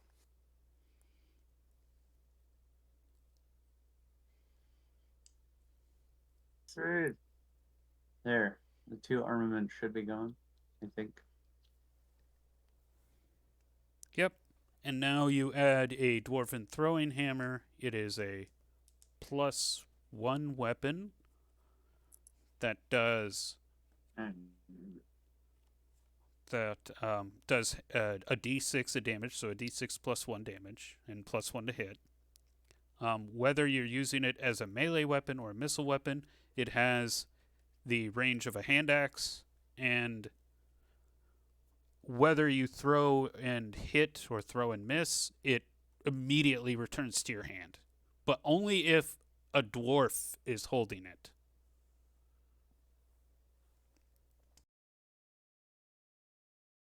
Oh, also, what it is it is an ashwood handle with grooves meant for a dwarf's hand. Fits perfectly in a dwarf's hand. And it is a big ol' just steel block. But on either side of the steel block is a map of the mountain range. Oh, damn. Does the hammer have a name? Ooh, yeah. Corella? Ooh, yeah, hold on. Yes, it most certainly should. Brick Breaker. Okay. Brick Breaker. Guys, I can only get so erect. Yeah. Sorry. All right.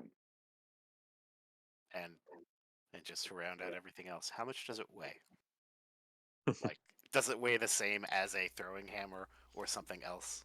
It weighs the same as a hand axe. Okay.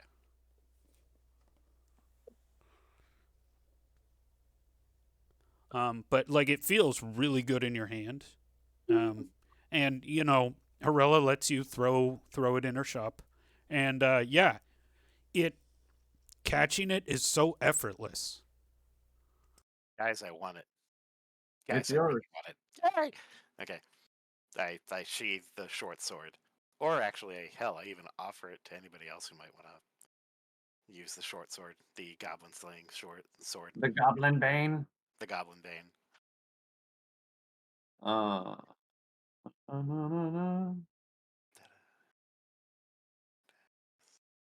mean, I guess for now we can have Lucky hold on to it until we get back, and you can play with your new hammer.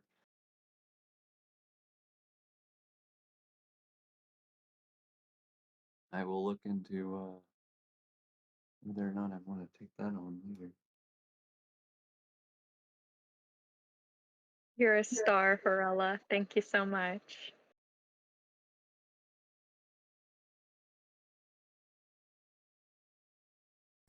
Oh, you're quite welcome.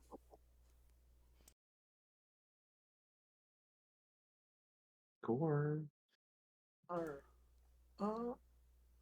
So, are you guys leaving Berry Punt, or is there anywhere else you wanted to go? Oh, fearless leader.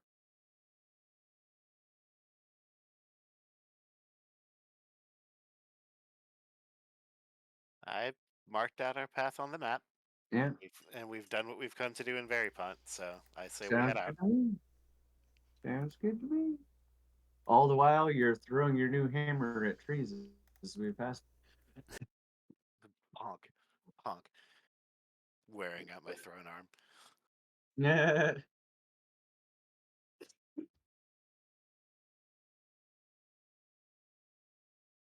Do, do, do, do, do, do, do.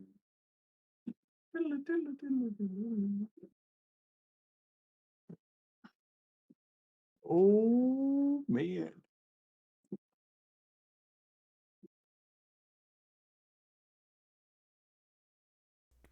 Okay. You guys pass through.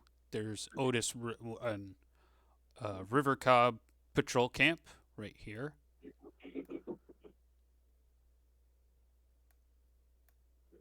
Just passing. Yep. Unless somebody else wants to stop and say hello.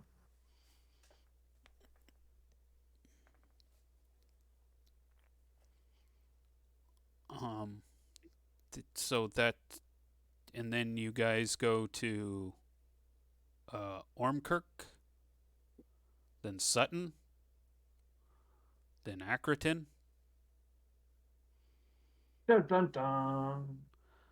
and you guys approach the river, and it's been 2 hours. So you got about, and 15 minutes. So you have 5 hours and 45 minutes of daylight left.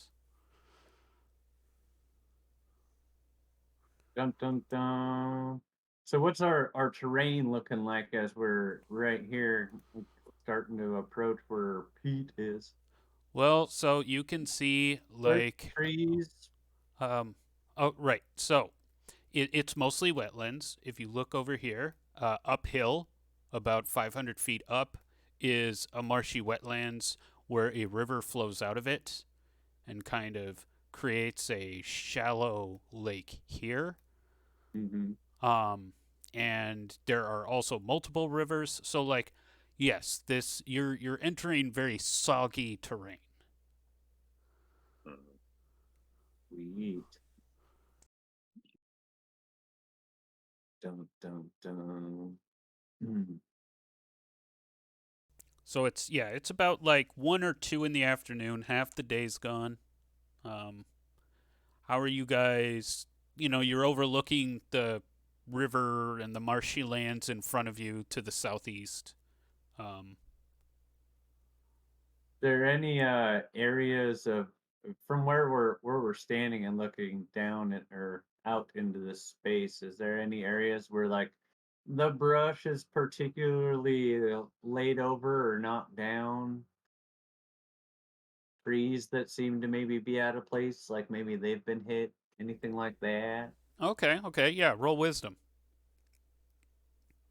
Gotta find myself again. There you are.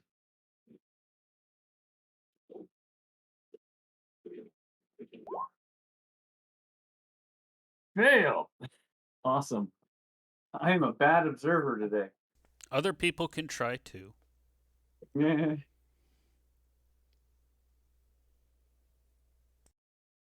Dun dun dun dun. Oh, jeez. Fail. Guys, I think we might be dead. Go on. She succeeded. Okay, we got something.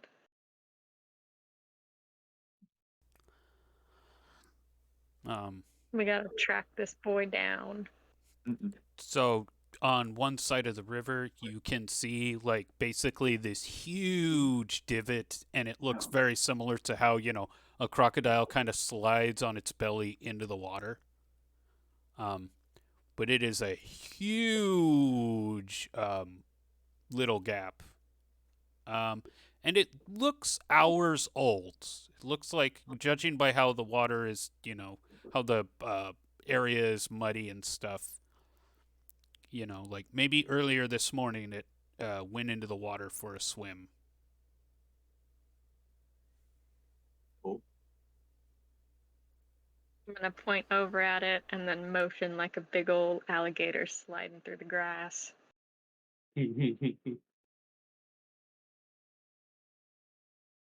all right. Well, if that was this morning, probably not too far away then. Although, who knows? Maybe he's off playing in the water somewhere. How far from the water itself are we?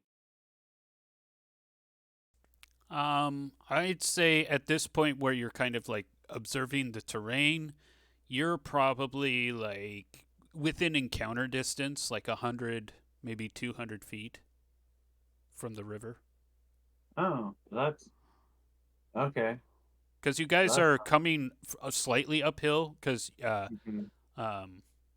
Acroton is like just slightly up above the valley, and so you guys are kind of walking down to the valley towards the river, and yeah, about 100 200 feet in front of you, as you guys scan the river shore, that's when Kailani spots the crocodile slide. Cool. Any signs of struggle around that slide? Animal or people bits, that kind of stuff? No, but as you're inspecting the area, you do see a giant crocodile footprint. Roll intelligence, and I assume you pointed out to the rest of the party. That would be wise. Okay, so everybody who sees this paw print can make an intelligence check. Dun dun dun, if I can find myself again.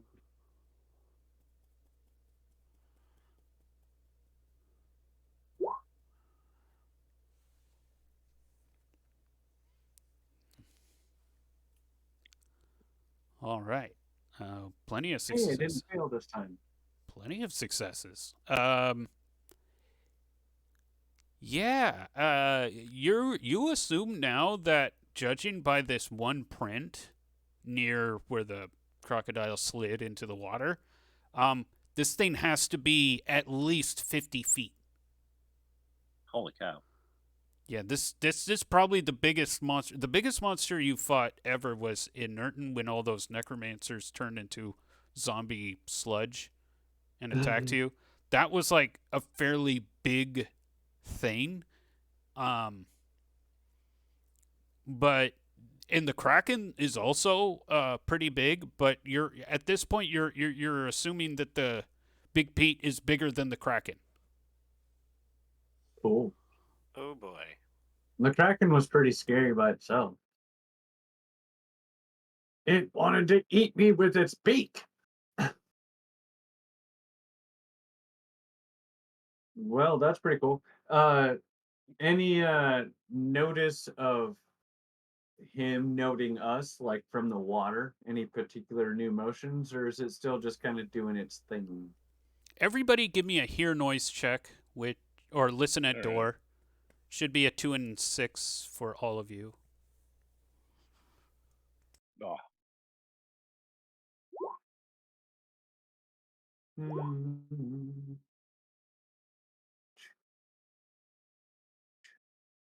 For a 2 and 6, do we just leave the threshold modifier at 0? Yep. Okay.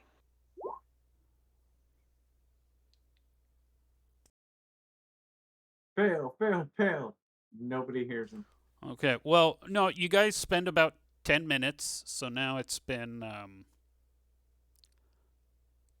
well, and you guys were looking around, so we'll make it an even 15 minutes and say you guys now have 5 hours and 30 minutes of daylight left. You might be wanting to calculate how much time it's going to take you to get back home. But 5 hours and 30 minutes remaining of daylight, and you kind of try and observe, and you can't pick up anything. However, the evidence shows that at some point it was here and then sometime in the morning, it shifted its weight and slid into the water. It may be And swimming back, but you're not sure. It was here and it left. It could be coming back. and it's obviously massive based on the footprint. Yes, and it's obviously massive, but yeah, you can't get a bead on where it is exactly. All right.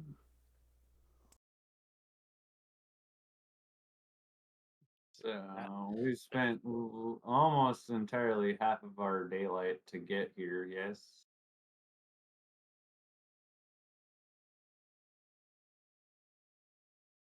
I think so, but we did spend a significant Make amount some of pit time in stops. those towns. Yeah. There we go.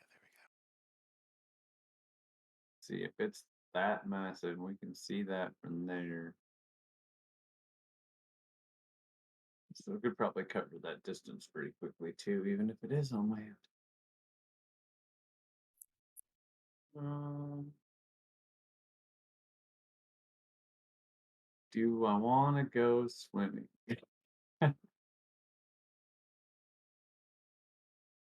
Nah, that seems a little too reckless today. That sounds a little whiskey. Yeah, as I said, that might be a little too reckless today.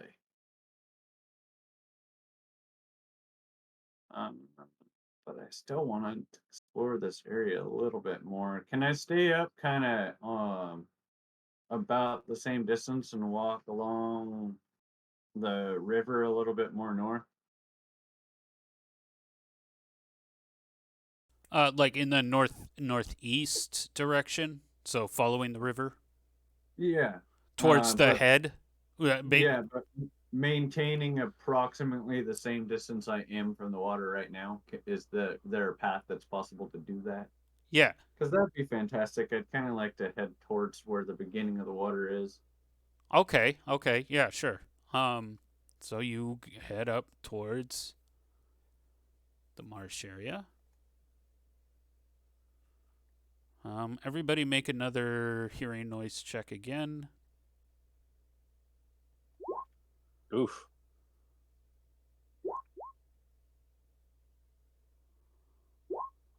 Hey. One. Okay, hold on, guys. I'm setting up the map.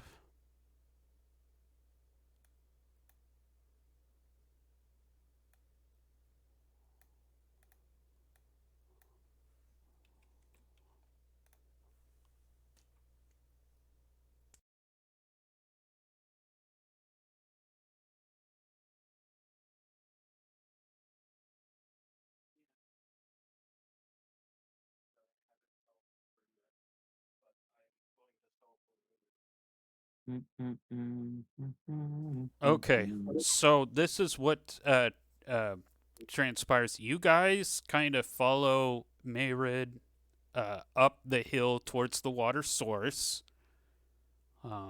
because like we're talking about hundreds of feet, and I assume you guys aren't like spreading yourselves that thin.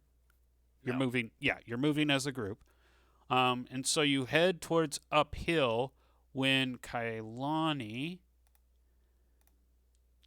So you guys are kind of walking into the marshlands where there's like all these little lakes everywhere. Mm-hmm.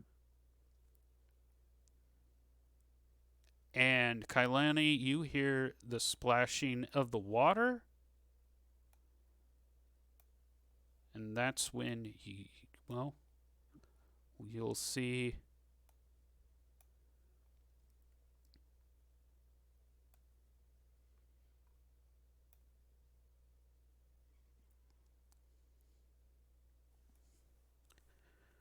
there it is.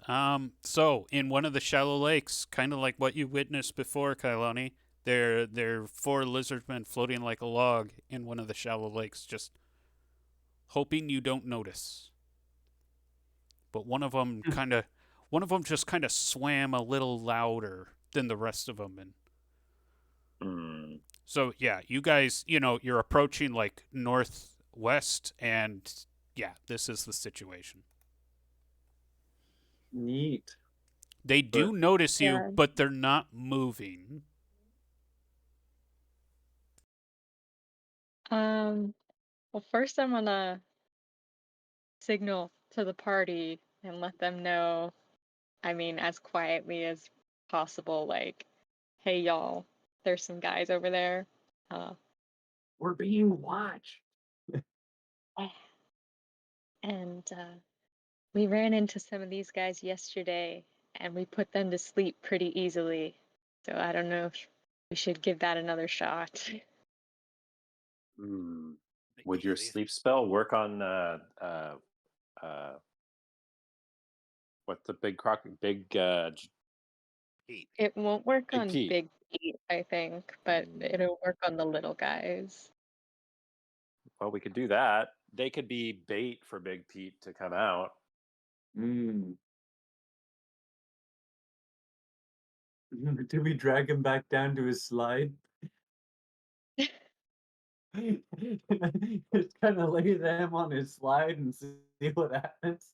Fishing for Pete. Yeah, I mean, like lizard men are, I mean, if you want to go fishing, you got to have bait. We'll Oh, see that the seems little Pete's and come running. right. Oh, I didn't think about that. That could be. They say Pete. You think male. Could be wrong the whole time. It's been a female alligator. And there's little ones. Well, little would probably still be big, but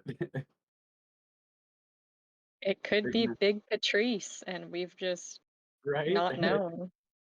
Any- I mean, I guess Oh, if nobody lives long enough to really find out, then right. Okay. Um, so they're there. They've noticed us according to Abacus, correct? Yeah, and as Kailani has observed yesterday, um, they are hunting you. Okay. Well, yes, in your foray yesterday, did you have to get particularly close to put them to sleep? I don't remember exactly how far away we were, but I know that they were in the water and we were on land, and then they just drifted downstream after that. So So they really did just float like logs afterward. Yeah, yeah, they did. one important detail: this is not flowing water. This is standing water. Mm-hmm. But if they're still just floating like logs, even after they're put to sleep, that's not a horrible thing. At least we know exactly where they're at. Hmm. I think that sounds like a pretty solid plan to do that again, or attempt to anyway. Put them to sleep, and then decide what else to do from there. Lucky, you should stay back, buddy. I know I'm like, lucky girl, get away from the shoreline. Mm-hmm. Yeah, that's a little bit better. That's just begging for problem. Oh, dun, dun, dun. Oh, I need to look at that. Would I need to move up a little bit for the spell to reach them, or So I already have a level 1 sleep spell without the scroll. I forgot about that. That's cool. I do as well, so we're Sweet. good on that. We can save the scrolls for now. We should go ahead and probably do that then. Roll 2d8. Dun dun dun dun. Both of us, right? Yep. Hmm. See if I can remember how to do this.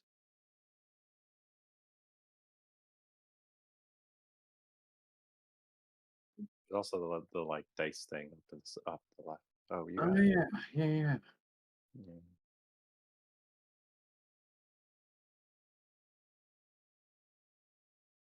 They all start floating to the surface.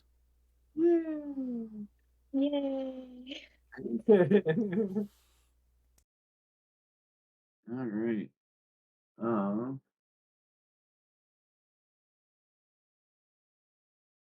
How far? What is that? What's the distance per hex again? 5 feet. Oh, yeah. There's a- So 5, 10, 15, 25. Oh, and moving in the water, that's 2 movement points. So that's like moving 10 feet.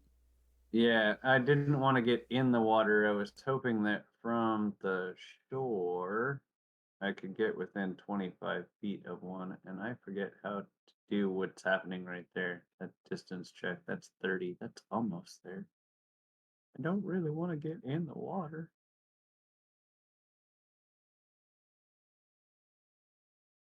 No, there's a ruler That. tool on the left toolbar. The snap. It's underneath the big T text thing. There's a measure one. Oh, he's got it. Oh, yeah. Okay.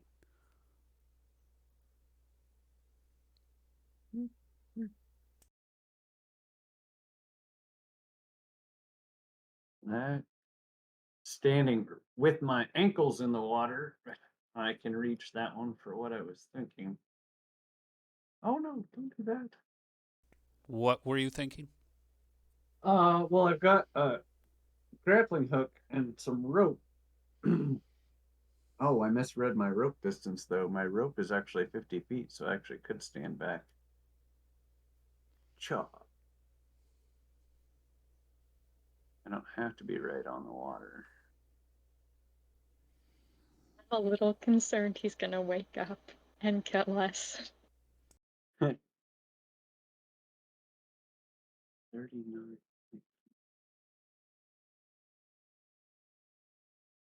Hmm.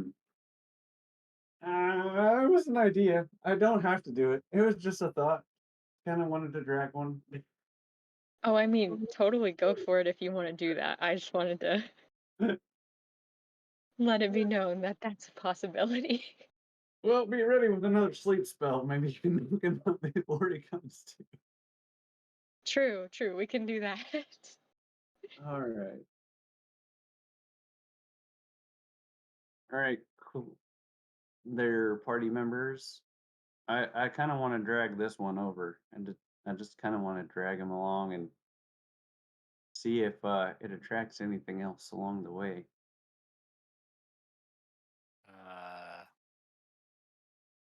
Let me help you with that. Sounds good. Also, So- I got your back just in case anything goes tits up. Which has happened before. You've had to pull me back from the water's edge more than once. So Okay. Snicker. Okay.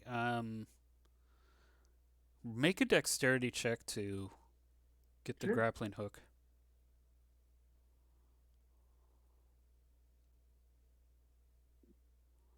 Yeah.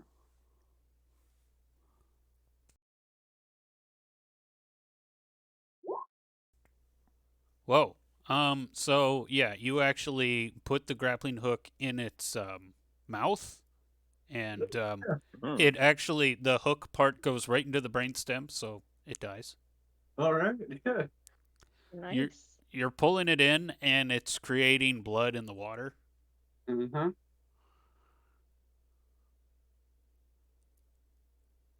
Do we have any new friends showing up due to this? Stickbeard and Merid are pulling it in. It is like right now there's just kind of this silence, and the only sound that anyone can hear is the splashing from you guys pulling. Dragging in through the Yeah, water. It's like eerily quiet. Sweet. Maybe we should continue to back up while we're doing this. Go back towards the main portion of land. I ready. Quick question about those goblin grenades. Are they small enough to fit in a sling? No. Oh. No, they're a little bit bigger than a sling bullet. Well, there goes that plan.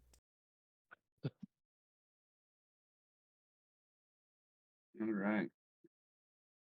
So, dragging him in, eerily quiet, some splashy noise, backing up a step or two at a time. Like You're able to pull the dead lizard men to the shore. All right.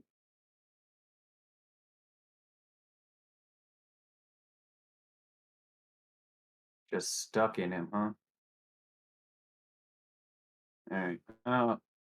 Wait, I'm gonna go ahead. Go ahead. so that takes about a couple rounds for you guys to do that. Mhm. Remember that the other lizard men are merely asleep. Mhm. Okay, so yeah, 20 seconds. It takes you about 20 seconds to pull them in. The longest 20 seconds ever. Do you wait? I don't know. I've viewed a few shows that 20 seconds can last hours. So. Well, this isn't Dragon Ball Z, so.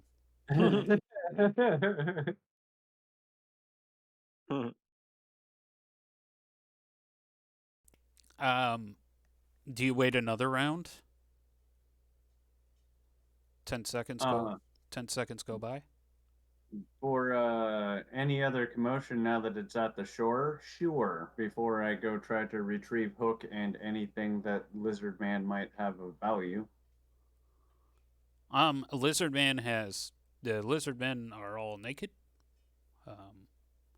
except for like a loincloth. Yeah, don't seem to have many valuables on them. And this doesn't look like what lizard men typically do is they kill you and then they take you somewhere to eat you. This isn't where they eat. This is like the shared hunting ground. Okay. So you retrieve your grappling hook. Mm-hmm. Okay, and Yeah, as long as and you're leaving the lizard man right there on the shoreline. I mean, we don't have to, but it didn't attract anybody else. I could maybe shift him over to the other side and drop him in the other side of the water. Well, I mean, like we're doing this in 10-second increments because yeah. So it's been I got the hook. So okay. 10 seconds more. Yeah, he stays there for 10 more seconds. Okay, so 40 seconds, still nothing. The lizard men are still asleep at 40 seconds, and the lizard man is now the dead lizard man is still basically, oh, not red blood, it's green blood. Green blood is dripping into the standing water. More green blood. I'm gonna go over. Let's see. I'm gonna use my grappling hook and a rope and try to rope in this one. Maybe more blood would be helpful. Okay, roll dexterity.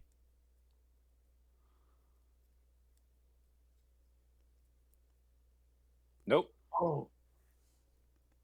You throw it, and it makes a loud sploosh as the grappling hook enters the water, and then you pull it back, and of course it's making more splashy sounds. That was 50 seconds. We're going to a minute. Anybody else want to do anything? I guess I could try again. Okay, go ahead, roll. Ah! Splash! After that last splash, though, you start all of you can like kind of feel a vibration under your feet. I put my grappling hook down, or I put it back in its like storage. Oh, I thought that's when And you sit in the chair, and then you lean back, you buckle yourself in, and you throw your. Yeah. No, I get out a goblin grenade and just kind of like, all right, we might have gotten its attention. Like, oh, we in for it now? The rumbling is getting a lot like now it's getting more noticeable, and Lucky is freaking out. Yeah. Follow Lucky, or get Lucky out of here.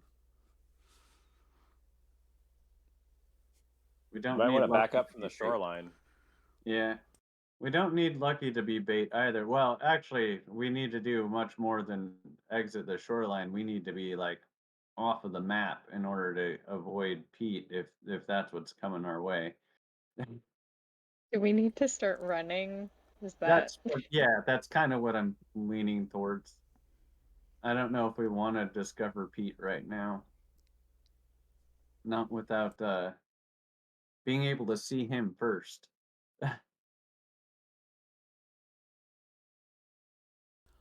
Okay, so you guys are kind of exiting the area. Yeah, it's probably a good idea. Okay, We'll okay. we'll leave the snack men for Pete. Okay. So, yes, you guys leave and you get about 200, 300 feet away from the wetlands as you're going back downhill. And you hear this huge splash and a growl and then a crunch. Snack time. And yeah, Why like not it rumbles like as like you can just kind of feel it as it moves around, and it causes the ground to quake. So we can relay as long as we survive back to the rest of the group that it's gonna take a lot more to take Pete down than just adventuring. Although still would like to find out where he's hailing from at some point in the future.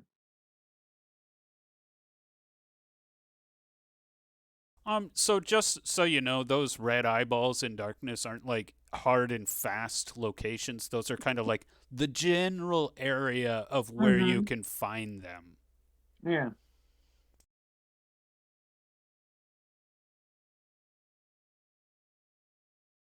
Do.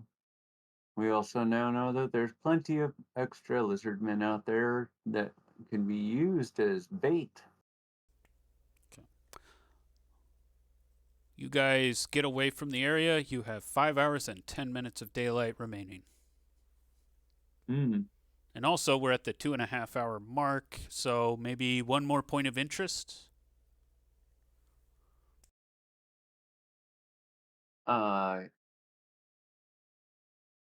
Any other pit stops that anybody's aware of that we have people to visit anywhere? Not that I know of. Any other see in here? We were hanging out here. Haven't been too far. Would it? So, this is kind of silly.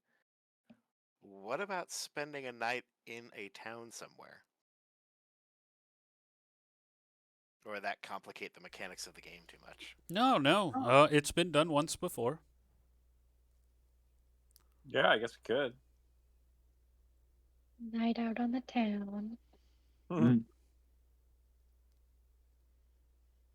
Which town? If we're scoping out Big Pete, then I'd want to go back to. Well, shit. Like, what were these? What What were what's these three north villas? of us? I know this was all Berry Pond. I'd want to go back to Berry Pond. Yeah, Berry Punt's the only place that's got lodgings. Proper lodgings. Yeah. That could be fun, I suppose. Be less distance to travel on the next adventure if we're headed back to anywhere on this side of the map.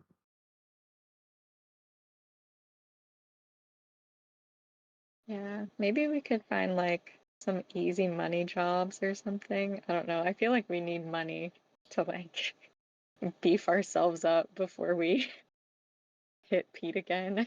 Yeah, We've yeah, got like the hall has money. Like we need to know what we want to spend it on. We need an actual plan. yeah. Need gear, Our, but I mean, our normal plan of like showing up and kicking ass doesn't evidently work with a how did you put it? DM a Paleolithic being. A Neolithic. Neolithic, thank you. Yeah. Some sort of lithic. It's a lithic. That's what it is. um, looking for experience though to increase spell levels and general health and damage isn't a horrible thing.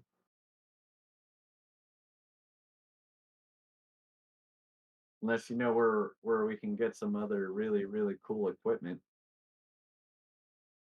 You know a couple places. There are the caves below you. Probably has more treasure somewhere because they're connected to the runes. And actually, Horella Dukehelm just kind of dropped a Hmm. little bit of wisdom about that.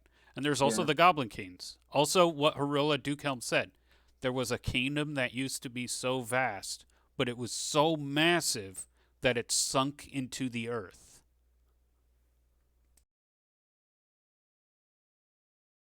We should explore our basement. Yeah.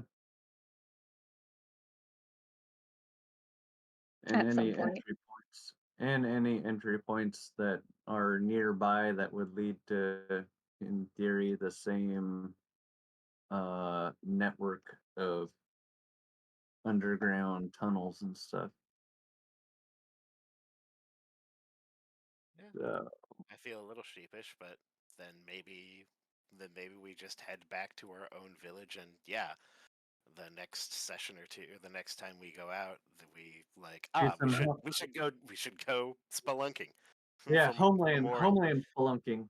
kick-ass artifacts. Yeah, we need more kick-ass artifacts if we're gonna take on something that big, I think. And in general, ability to survive. Definitely don't have many HP. No, no, not really at all. Well, Yeah, No, don't whatever you start guys yawning. Don't want. do that. We can yeah, stay in the town or head back home. Whatever's good. let's make our way back and maybe hit the tavern one more time, or swing by Horella and be like, well, you're right, it's real big. We'll be back another time, and then head home. She might want to know that we actually made it to the general vicinity and didn't die. Uh, yeah, actually, yeah, she might be interested in that.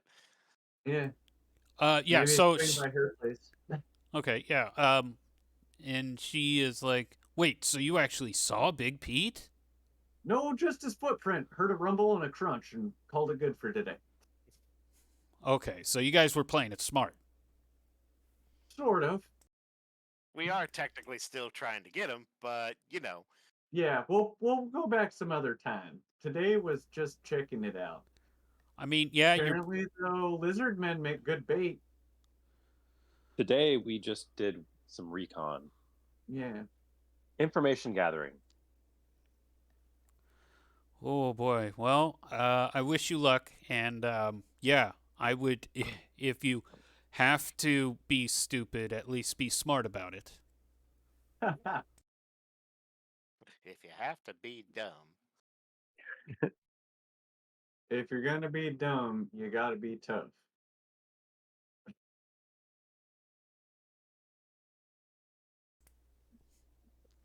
Okay. There's actually a song that says that.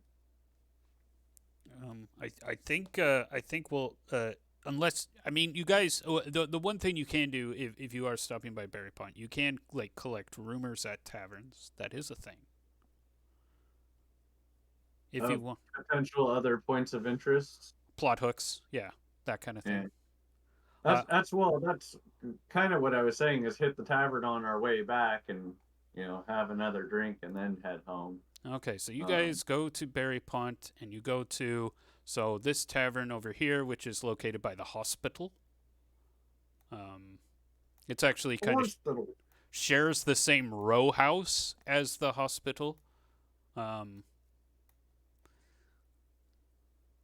It's right here is the tavern No. entrance. I zoomed way out. This one has a it's got a hammer. It's got a Sweeney sign again for you to headbutt. And it's got a hammer, but the hammer is made out of a log, and this is the log hammer. Nick. You walk in. There are two people behind the bar. They are twins, both white human males. They appear to be in their mid-40s. One is wearing a chaperon and very fine clothing. He has his beard in a very fine handlebar mustache and soul patch, blonde hair. The other guy has a beard and a wool cap. He is wearing similar kind of noble clothing, like a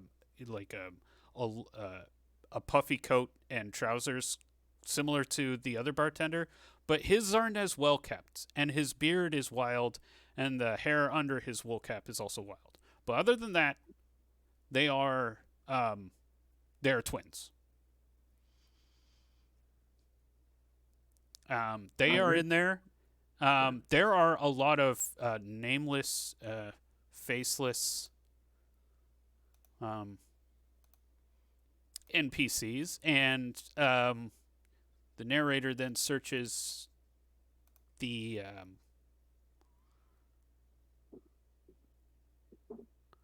okay. Oh yes. Oh yes. There's also an elf.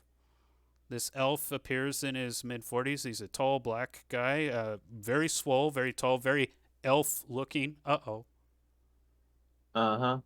Uh-oh is right. Oh no, is that a? Oh, that's yours. Your Yeah. connection to Roll20. Shucks. Yeah. Mine did too. Ooh. Well, it's just the town. It's fine. Wow. Yep. And now mine's interrupted. Great. Okay. Well, All right. I can still access my other notes. So yes, also in the tavern, there's an elf, very very tall, swole-looking elf, has bright yellow hair in a ponytail and a bright yellow beard. I'm not saying blonde. I am saying bright yellow, and also has pink eyes. And he is sitting. He's wearing like a dark gambeson, and he's got a sword strapped to his back, and he's kind of in the corner nursing a beer. When you guys walk in, he kind of nods to you, but doesn't really pay you that much mind. There's also a halfling in here. He's got curly brown hair, kind of a striking nose, and blue eyes. He's got silver and blue tunic and silver and blue trousers, no shoes. Therum and Stickbeard, you recognize this guy as Traylon Silverleaf, the owner of Silverleaf's, the bakery that you always walk by, but you never go in. What a bakery. But is that the guy who gave us the pie that gave us the orc? No, Oh. a random meat pie salesman gave you that. No, the baker was the guy who was like, "Hey, can you make us a whole bunch of sea biscuits so Oh we don't yeah. starve?" Okay. Yeah, that's him. He's here. Okay. Cool. Um, If nothing else, I walk up to him and it's like, "Hi, oh, yep, I'm there's Stickbeard from there." one more NPC. There's one more NPC. Okay. It's Sorry, not quite. sorry. Keep It's going. not quite the dinner rush yet, but it is getting to be the dinner rush. Actually, no. I guess it is kind of the dinner rush. So yeah.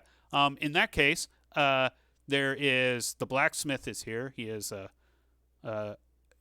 human white guy, average height, average build, uh, in his mid 50s. He's got a big bushy mustache and short brown hair. Um, yeah, and he's wearing his work clothes, though he doesn't have the apron on, so just the tunic and trousers and rugged leather boots.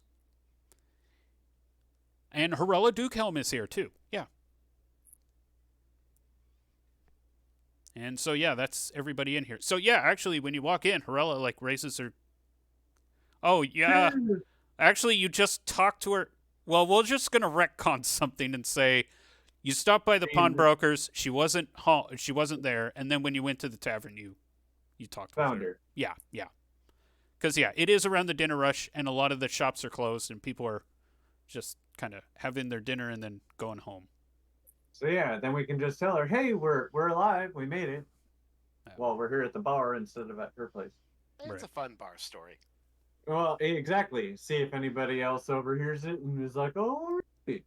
You guys The like to go off and do stuff, huh?" the elf kind of looks up from time to time as you keep mentioning Big Pete, and he kind of looks up and then goes back to nursing his beer.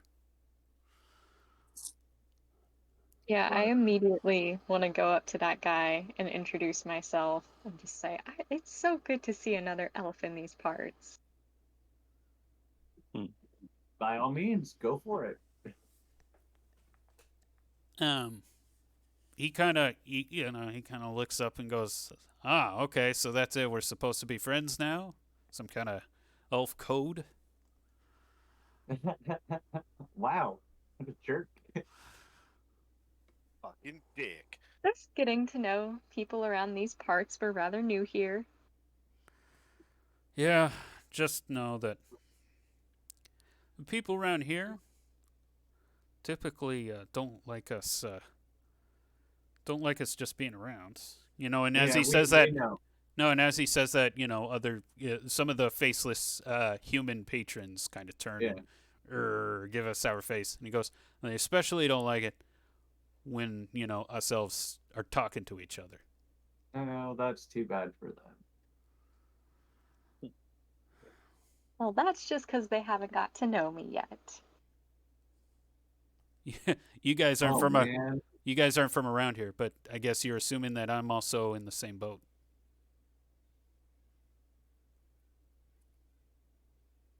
Sure. yeah. Where are you from? We come from a place called Atoll Grove, north of here. North. There's nothing but the open water up north. And us in Atoll Grove, but not really anymore. Very sad story. He kind of nods and goes, "Is that so? So elves without a home. It's a common problem around these parts." Well, more than just elves, we have halflings and humans, and yeah, we're a whole group just trying to find our way. Not all humans hate us. Well, you say you got here about a month ago? Mm-hmm. Are you the vagabonds of the North Shore? That would be us. Ha ha! Wow. Oh man. I'm sorry for all the unfriendliness earlier. You guys are the real deal. I'm sorry. I just so many elvish tourists, coming through here and immediately trying make friends with me. I get sick of it because usually the only elves we get around here are, are from way down south. Passing through. Well, it's more along the lines they kind of want to see the countryside, kind of see how the humans survive. But I'm not like that. Not for me. How long have you been here? Mm, just doing, odd jobs. Been here. By the way, my name is Merid. What's yours? I'm Luthieus. Luthieus Elivera. That is a name. Yeah. I do. I've been doing odd jobs for, the countryside. Berry Pont, Ornkirk, Sutton, Maurice's Reach, Ackerton. He also starts naming some other places. Hivalon, Peatsland, Doveport. Peatsland. Does that have anything to do with old Pete? Giant Pete? Big Pete? Big Pete? No, I think Peatsland and Big Pete, it's just a coincidence because Peatsland's like the, peat, like peat moss. Uh-huh. Yeah. I guess you guys haven't gotten that far. No, yeah. At least I haven't. I've just kind of been toiling in the woods near our base of operations. Do we have our map with us? Like, could we conceivably like pull that out and be like, oh, where are those at? Yes, you sure can. That would be too effing convenient. In other words, thank you, Kailani. That was incredibly smart. She's had more than one smart move this session. I'd say smarter than most of the decisions I've made. Yeah, so right here that's Doveport. That's owned by what's the name of that? As he searches his mental palace. Everybody's got a mental palace in here. We have to go past Pete to get there. Skybraid. That belongs to Skybraid. Skybraid's herald is light blue with a white trim depicting a lyre bird in mid-flight. And Lady Medina is in charge of Skybraid. Her holding is the East Green, and the only village within the East Green is Doveport. And then Peatsland is down here by Castle Vassith. That's owned. That's in the domain of King Warren Evensong. Let me explain that herald. King Warren Evensong's herald is purple with a yellow trim depicting a lute resting on a chair. And now you know all the families and their heralds of the Kingdom of Vassith. Yay! Hope somebody was taking notes. Sometimes the I bottom. do. Well, he'll actually. So, yeah, Luthieus even gives you his take on all the families. Oh, jeez. Yeah, House Dugney, that guy's a drunk. He recently got out of here. I guess they moved his drunk self over to the barricade camp as the Dugney house. Sir Parish Dugney. I guess they're retaking Nurton since it got liberated. No, since the news that Nurton has, the Blight Tree's been burned. Wait, was that you guys too? Yeah, that was us. Yep. Man. Sure as the day. Or something. If you need any kind of work needed to be done, my sword, I'm kind of between jobs at the moment. Maybe we could work something out. But anyways, I'm not done trash talking the human families. The River Cobs, oh my gosh. River Cobs, that Lord Protectorate, Otis River Cobb, or Odish, as I should say. That guy is so full of himself. And, it's the largest holding. Though that wasn't always the case, you see. Vargas used to be the Lord Protectorate. But Vargas tried to usurp Lady Vargas's father, tried to usurp the throne. Well, that was thrown. Lady Lita Vargas became ward of the Evensons, and then was granted her holding back. However, the Vargas holding was greatly diminished, and River Cobb took the cities. What was known as the Midlands now became the Quad, with the 4 villages: Berrypont, Ackerton, Sutton, and Ormkirk. But that region used to be known as the Midlands, and Vargas used to control Ackerton, Sutton, and Ormkirk.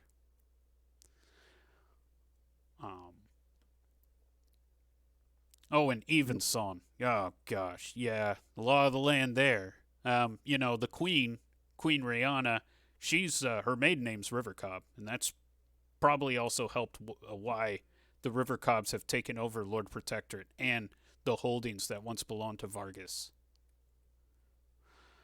And then there's Skybraid. Yeah, the Skybraid of the East Green. Yeah, they're always, I don't know. Lady Medina's kind of weird. But I guess when they're constantly dealing with the orc tribes of the thickets, it's bound to make anybody crazy.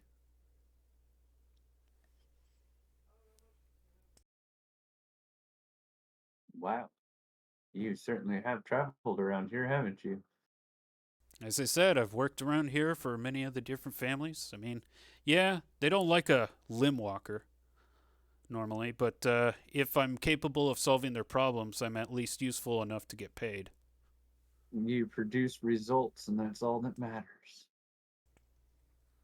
Yeah, humans are myopic that way. That's pretty interesting. You've definitely given us some food for thought. You could potentially hang out with us for a while.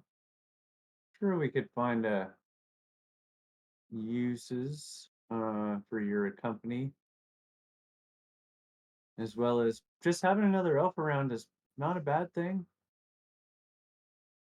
Honestly, I'd rather stay in the villages. Safer and easier to find work. Though, if if you are looking for work, just look around the taverns. You'll find me in one of them eventually. Yeah. We'll keep that in mind. Give everybody a chance to say something, and then I don't suppose you would know how to take down what did we call it? A 50-ton Neolithic alligator. No, Big Pete. Yeah, I got asked by other mercenary crews to join. There was one. It was like 50 years ago. Was it Carshire? Seashire? Can't remember. Anyways. Nobody can remember the name. They had this idea that they were going to go take Bill. Yeah, and apparently the whole crew got eaten. Damn. So if they were such a big crew, how come nobody can remember their name? Yeah, I mean, come on, man. Like, I run into a lot of mercenary companies. I can't keep track of it all. I can barely keep track. I can barely keep track of all the houses in Vassith. Even people who've lived here their entire life still can't remember that name. Perella. Don't know what to tell you. She kind of like turns, don't know what to tell you, turns back to her beer and takes a drink. Yeah. That's something that is gonna bother me forever. Nobody can remember the name. There's something to that, I think. Need to find the right person. Well, so as it gets past dinner, with only about 2 hours of sunlight left, you guys make it back. Unless anybody else wanted to do something here in the tavern. I would have asked him about oh my gosh, I'm drawing a blank on his name. Corvus, the elf guy. Oh, Colrus? Colress. Colrus? Colrus. Yeah, I would ask him if he knew Colrus and just see what Yeah, his take on him was. I know that old bat. Oh, He's, bat. you know, he's he's a friendly enough guy, but man, like some people stay in the same area for too long and it drives them crazy. I swear that guy's got cabin fever. Us elves, we need to wander. It's part of our thing. We can't really stay in a place for too long, right? I mean, and he's been in that cabin, gosh, since I moved here. He's been living there. Well, he is significantly older. That's fair, but he does make a mean cup of tea. Yeah. Yeah, Luthien does nod at that fact. Yeah, he does make a good cup of tea.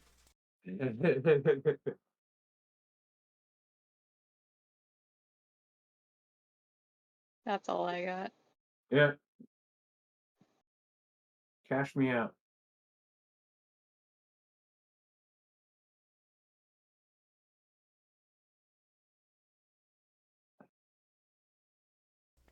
Okay, and you guys make it back out, back home just as the sun lowers below the horizon.